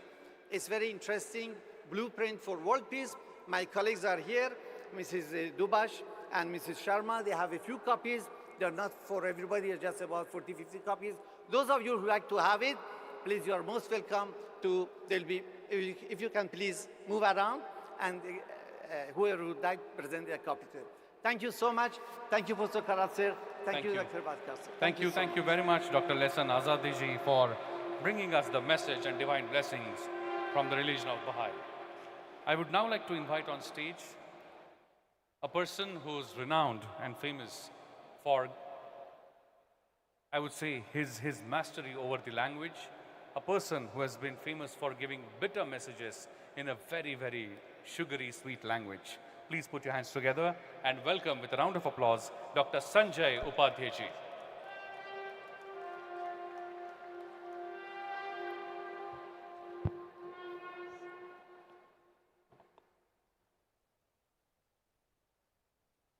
Namaste.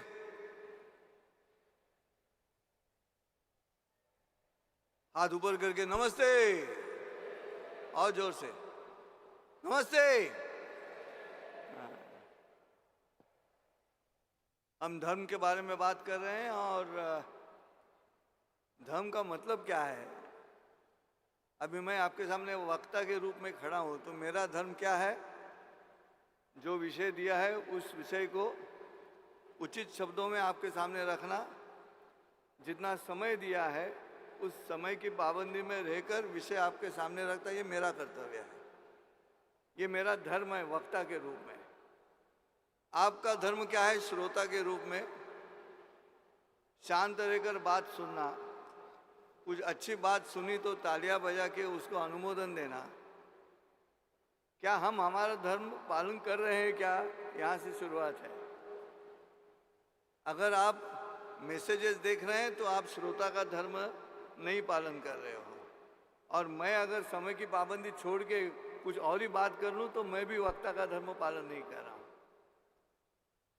मैं और विश्वधर्मी प्राध्यापक doctor Vishwanath Karad, एक दिन ऐसा मौका मिला कि पुणे स्थित बाबा जान दरगाह पर हम गए थे, उस मस्जिद में। मेरे मन में बहुत बार ये बात आती रही, ये जो सेक्युलर की बात बनती है, वो बहुत सारी चर्चाएं और परिषद रहती है, वो अगर मस्जिद में हो विश्व शांति की बात तो कैसे रहेगा? तो वैसे हुआ, और बाबा जान दरगाह पे जाके मस्जिद में बात चलाई। तब वहाँ बैठे बैठे मुझे एक कविता लिखने का मन किया। वो कविता मैं आपके सामने सुना रहा हूँ, और वो कविता का मतलब ही धर्म क्या है और विश्व शांति की तरफ जाने का मार्ग कौन सा है, वो आपके सामने रखने की कोशिश करता हूँ। कविता ऐसी है जो मैंने वहाँ पे ऐन वक्त पे इम्प्रॉम्प्टू वहाँ पे लिखी थी, और आलंदी और अजमेर ने हमको एक ही बात बताई है। आलंदी और अजमेर ने हमको एक ही बात बताई है, ये भी मेरा भाई है और वो भी मेरा भाई है। क्या है? ये भी मेरा भाई है और वो भी। अभी क्यों ये भाई क्यों है? उसकी वजह ये है, एक ही नाक है दो ही कान है, एक ही नाक है दो ही कान है, दो ही हाथ है दो ही पाँव है, फिर दिमाग दिमाग में आग लगाकर उसमें किसकी भलाई है? दिमाग दिमाग में आग लगाकर उसमें किसकी भलाई है? अभंग भजन के ठेके पर हमने अब कव्वाली भी गाई है, ये भी मेरा भाई है और वो भी मेरा भाई है। एक ही माँ के बेटे हैं और साथ ही सुर में गाते हैं, एक ही माँ के बेटे हैं और साथ ही सुर में गाते हैं, एक ही चावल खाते हैं। एक मिनट, ये मोबाइल का ये प्रॉब्लम है। हाँ, एक ही माँ के बेटे हैं, साथ ही सुर में गाते हैं, एक ही चावल खाते हैं और एक ही जल से नहाते हैं, फिर दिलों दिलों में जहर पिलाकर किसने आग जलाई है? शेख मोहम्मद ने संत तुकाराम की कीर्तन में भड़की आग बुझाई है, ये भी मेरा भाई है और वो भी मेरा भाई है। हिंदू के आंखों से जब रोता पानी गिरता है, हिंदू के आंखों से जब रोता पानी गिरता है, मुसलमान के आंखों में भी वही पानी भरता है। हंसने वाला मुसलमान हो या हंसने वाला हिंदू हो, हंसने की आवाज़ एक ही है। हमें तो इतना कहना है कि आज अजमेर में हमने आलंदी की बात चलाई है, ये भी मेरा भाई है और वो भी मेरा भाई है। मुझे ऐसे लगता है कि स्टैंडर्डाइजेशन ऑफ ह्यूमन बॉडी ये तो कुदरत ने की है, एक ही नाक दो ही नाक है। अभी स्टैंडर्डाइजेशन ऑफ ह्यूमन माइंड करना है, और स्टैंडर्डाइजेशन ऑफ ह्यूमन माइंड करने के लिए हम सब यहाँ इकट्ठा हुए। करार सर की वही इच्छा है। आपसे अनुरोध करता हूँ कि इसके बाद जो भी परिषद चलेगी वहाँ पे आप अपने श्रोता का धर्म पालन करें और आने वाले वक्ता अपना धर्म पालन करेंगे, तभी बात बनेगी। हम एक सुर में आएंगे, फिर एक बार जोर से चिल्लाएंगे। इसे स्वर मुहूर्त कहा गया है।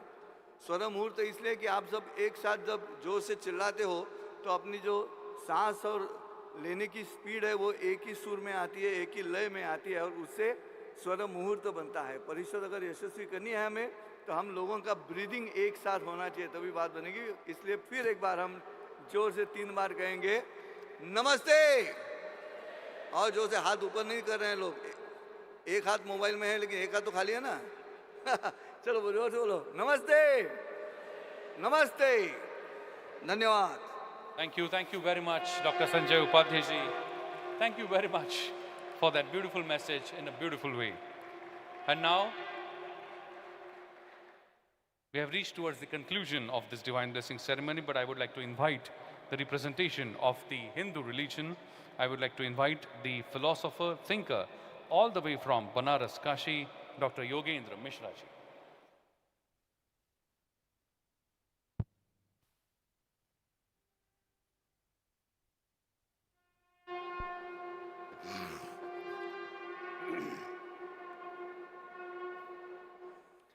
नमोस्तु रामाय सलक्ष्मणाय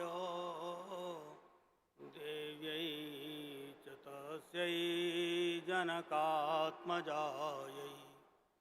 नमोस्तु रुद्रेन्द्रयमानिलेभ्यो नमोस्तु चन्द्रार्कमरुद्गणेभ्यः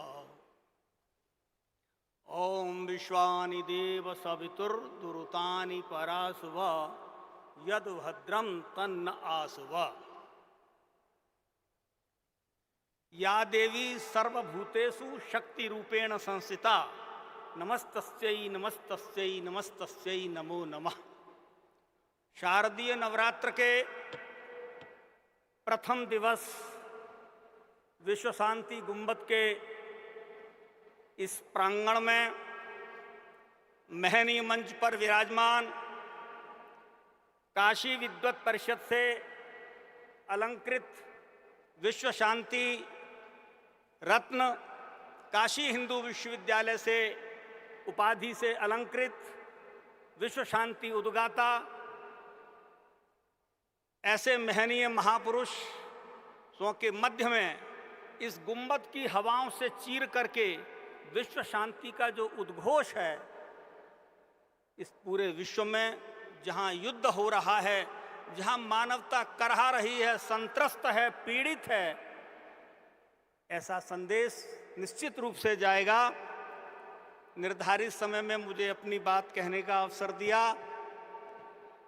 MIT परिवार को काशी की परंपरा से, हृदय की अतल गहराइयों से डॉक्टर विजय भटकर साहब, महापुरुष थे चरणारविंद, इस महापुरुषों की श्रृंखला में सब तेजस्वी, मनस्वी, तपस्वी महत्पुरुषों के बीच में आप सबके हृदय में विराजमान उस परमपिता परमात्मा को प्रणाम करते हुए बहुत संक्षेप में और सूत्रात्मक बात करता हूँ।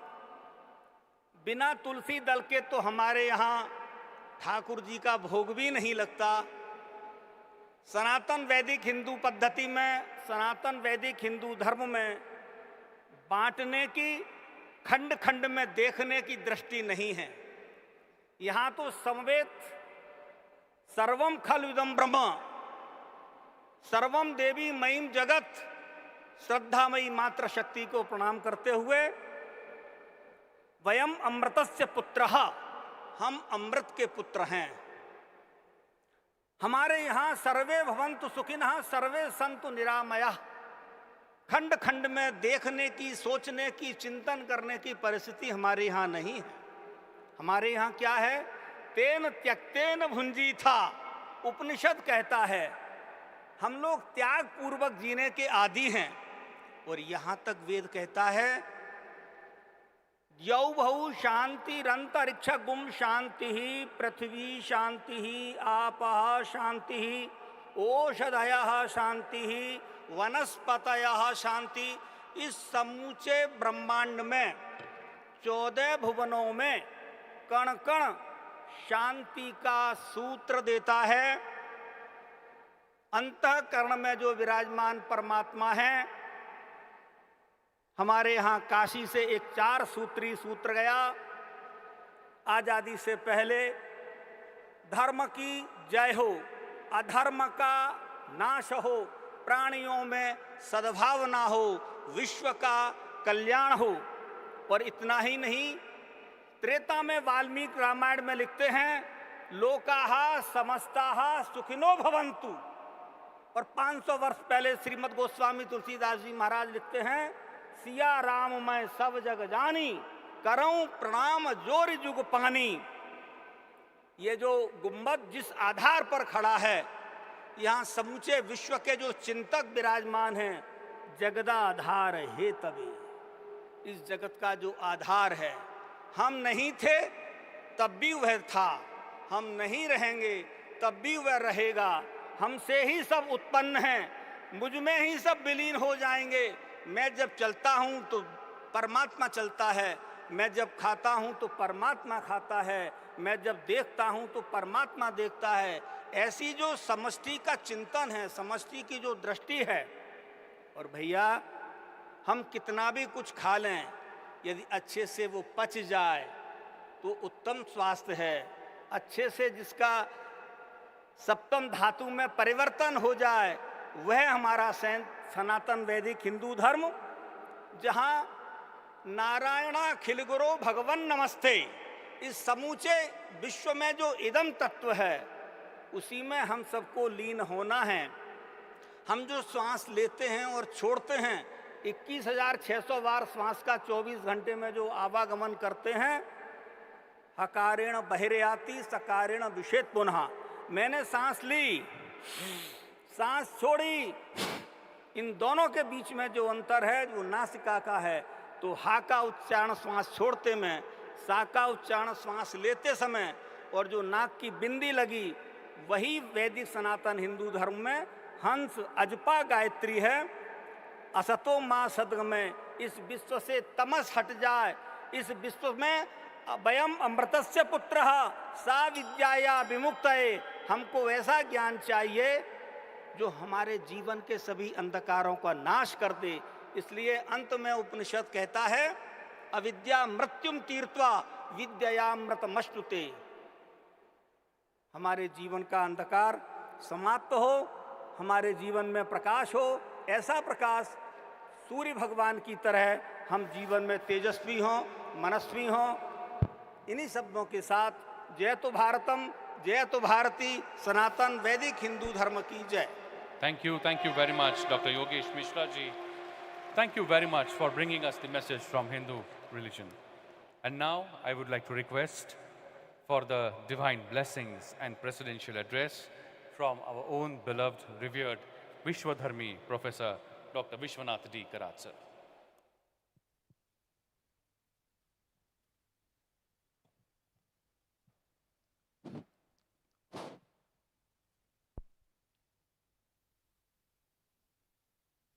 फ्रेंड्स, बहुत आभारी हूँ ये सारे महानुभावों का चिंतन, ज्ञान की भाषा, विश्व शांति पे रास्ता दिखाने का प्रयास, मानव कल्याण की बात, विश्व कल्याण की बात, धर्म का मकसद क्या है, इतना सुंदर चिंतन सुनने को मिला। So on behalf of Dr. Vijay Bhatkar sir and myself, मैं इतना ही कहूँगा कि मेरे लिए, आपके लिए जिस धर्म की बात चल रही है, इतना सुंदर धर्म की संकल्पना है। हर एक ने जिस तरह से इसका चिंतन आपके सामने रखा, लोकेश मुनि जी से लेके हमारे काशी के विद्वान योगेंद्र मिश्रा तक, जिसमें गुरु नानक जी का विशेष उल्लेख ज्ञान बातों से नहीं, चिंतन से, भगवान के, ईश्वर के चिंतन से होता है। बहुत सुंदर है भाई।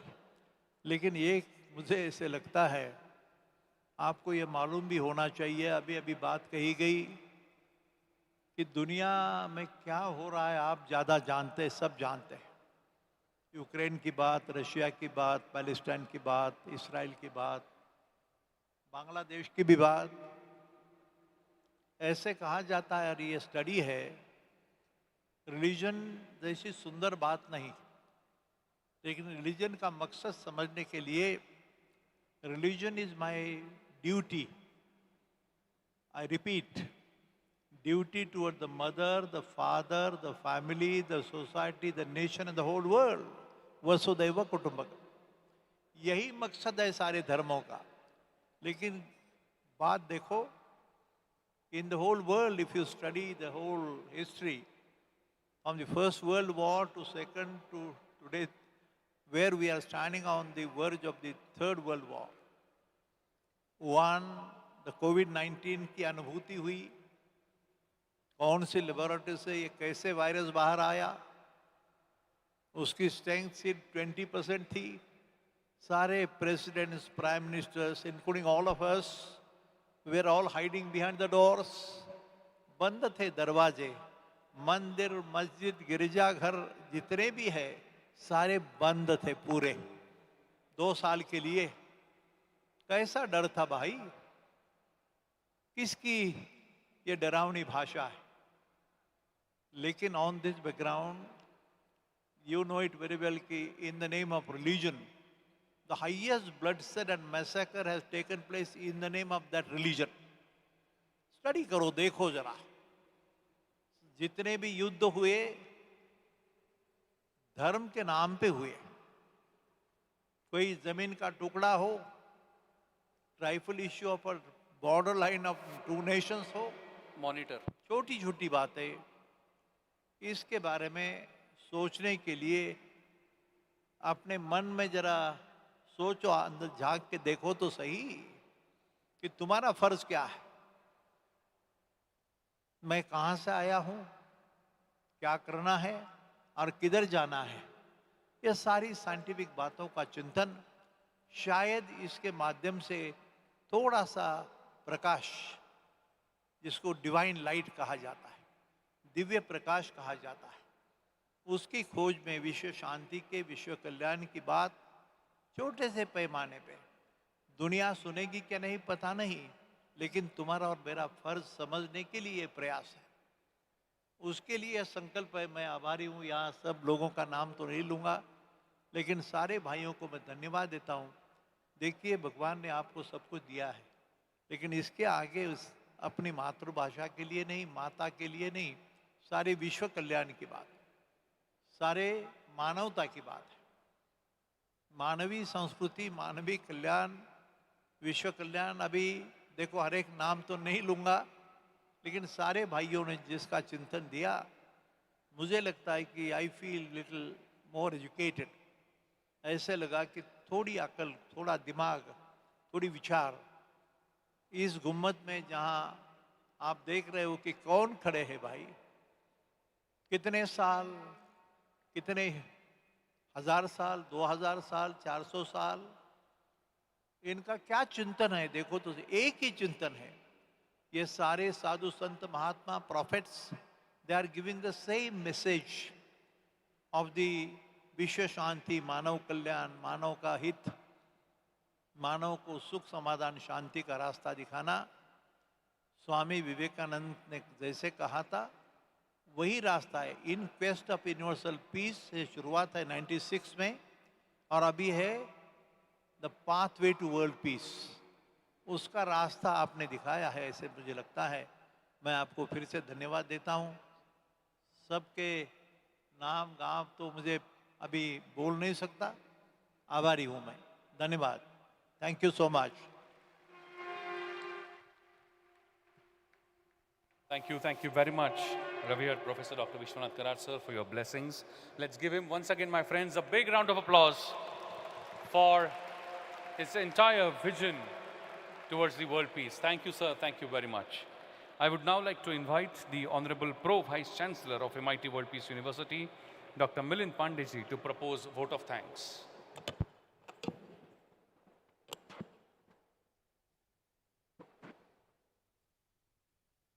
Very good afternoon to you once again. I am here to propose vote of thanks for this very historic divine blessing ceremony. I will take only 3 minutes, my friends. What for this? दिल में नफरत नहीं बस मोहब्बत रखो. दिल में नफरत नहीं बस मोहब्बत रखो. हर मजहब से ऊपर इंसानियत को रखो. हर मजहब के ऊपर इंसानियत को रोको। शायद यही ये डिवाइन ब्लेसिंग सेरेमनी का अर्थ है और यही सब हम लोग इस अर्थ को ही लेके हमारे दिल में रखने वाले हैं। More than 9 faiths, 9 cults and their religious leaders are present over here. मैं इस 10th world parliament on science, religion and philosophy की ओर से आप सबको नमन करता हूँ, अभिवादन करता हूँ, अभिनंदन करता हूँ। और एक ऐसा कहा गया है कि दुनिया की हर मुश्किल मिलकर हल करें हम, दुनिया की हर मुश्किल मिलकर हल करें हम, शांति के दीप जलाकर नई राहें चुने हम, शांति का दीप जलाकर नई राहें चुने हम। My friends, I would like to take this opportunity to thank everyone present over here. मैं संक्षिप्त में उनके नाम लूँगा। Let me start Honorable Hazrat Sufi Sant Latif Patel ji from Islam, शुक्रिया sir. Honorable doctor Bhadant Rahul Bodhi जी, शुक्रिया। रिवेड आचार्य ऑनरेबल लोकेश मुनि जी, सर प्रणाम, नमस्कार। ऑनरेबल ब्रह्म कुमारी उषा दीदी जी, स्वागत, नमस्कार। ऑनरेबल ज्ञानी प्रताप सिंह जी, नमस्कार sir. Dame doctor Master Mehr Moos madam, नमस्कार। Honourable doctor Ramakrishna, president LDS church Mormonism, Ramakrishna ji बहुत बहुत स्वागत, नमस्कार। Honourable doctor Lesan Azadi ji, his holiness पुच्छ Acharya Swami Shri Abhaydas ji Maharaj, Shri Mahamandaleshwar Swami Shaileshanand ji Giri Maharaj, honourable Shri Yogendra Mishra ji came all the way from Banaras Kashi ji, नमस्कार। Revered Professor Dr. Vishwanath Karad sir, who thought of this very unique concept of divine blessing, and मुझे याद है 2018 में कुरान से पुराण ऐसा लेके यहाँ पे यही डिवाइन ब्लेसिंग सेरेमनी हुआ था, और 2018 के बाद हर साल ये हो रहा है, यूनिटी इन फेथ। ऐसा कहते हैं कि with open hearts and mind so free, with open hearts and minds so free, we build a world where peace will be. Hand in hand, we will never cease. Hand in hand, we will never cease to walk the path that leads to peace, that leads to peace. I would like to thank source of inspirations and blessings to this World Parliament, revered Professor Dr. Vishwanath D. Karad sir, and Padma Bhushan Honorable Dr. Vijay Bhatkar sir for his constant guidance and support. I also would like to thank Sri Rahul Karad sir, Sri Mangesh Karad sir, the chairman of the committee, organizing committee and advisory committee, both they were there, Honorable Dr. Raghunath Mashelkar sir. I would like to thank all the journalists from print media, electronic media, social media, TV, radio, all the channels. Big thank you to all my journalist friends, all my brothers and sisters, those who participated in the procession from all religions, namely Islam, Christianity, Buddhism, Jainism, Baha'i, Hinduism, Sikhism, Judaism, Mormon community, Brahma Kumari, Ishwariya Mahavidyalaya, all the way came from Mount Abu. मैं सभी हमारे religious बंधु भगिनी का यहाँ पे स्वागत करता हूँ, धन्यवाद करता हूँ। All the committee members from MIT WPU, ADTU, MIT Alandi, all members, students, faculties and staff members from. This is the occasion where all the institutions, MIT group of institutions and universities, they are here from Ujjain, Shillong, Solapur, Latur, Barshi, Aurangabad, Rui, Rameshwar, Talegaon and many others.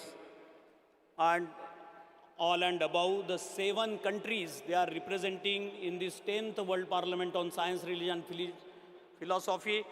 The delegates and speakers from USA, UK, Thailand, France, Greece, Russia, Australia. 7 countries, they are participating in this world parliament, एक line में मैं अपनी वाणी को विराम दूंगा। साथ चले साथ बढ़े एक नया सवेरा लाए, साथ चले साथ बढ़े एक नया सवेरा लाए, विज्ञान और अध्यात्म के इस संसद में शांति का झंडा लहराए, शांति का झंडा लहराए। बहुत बहुत धन्यवाद, नमस्कार। Thank you very much, Honorable Pro Vice Chancellor Dr. Milind Pandey for proposing vote of thanks. My friends, let me share with you an important announcement that after this session, the arrangement for lunch for all of you is made right outside this hall. If you go downstairs, on your right-hand side, when you go downstairs, on your right-hand side, the lunch arrangement is made for all of you, and all the invited speakers, dignitaries, guests on dais, deans and directors of various institutions of Mayer, WPU, ADT, Alandi, Talegaon, etc., is made right downstairs below this hall. My friends, let me remind you that the next session is going to begin at 2:30 p.m. sharp.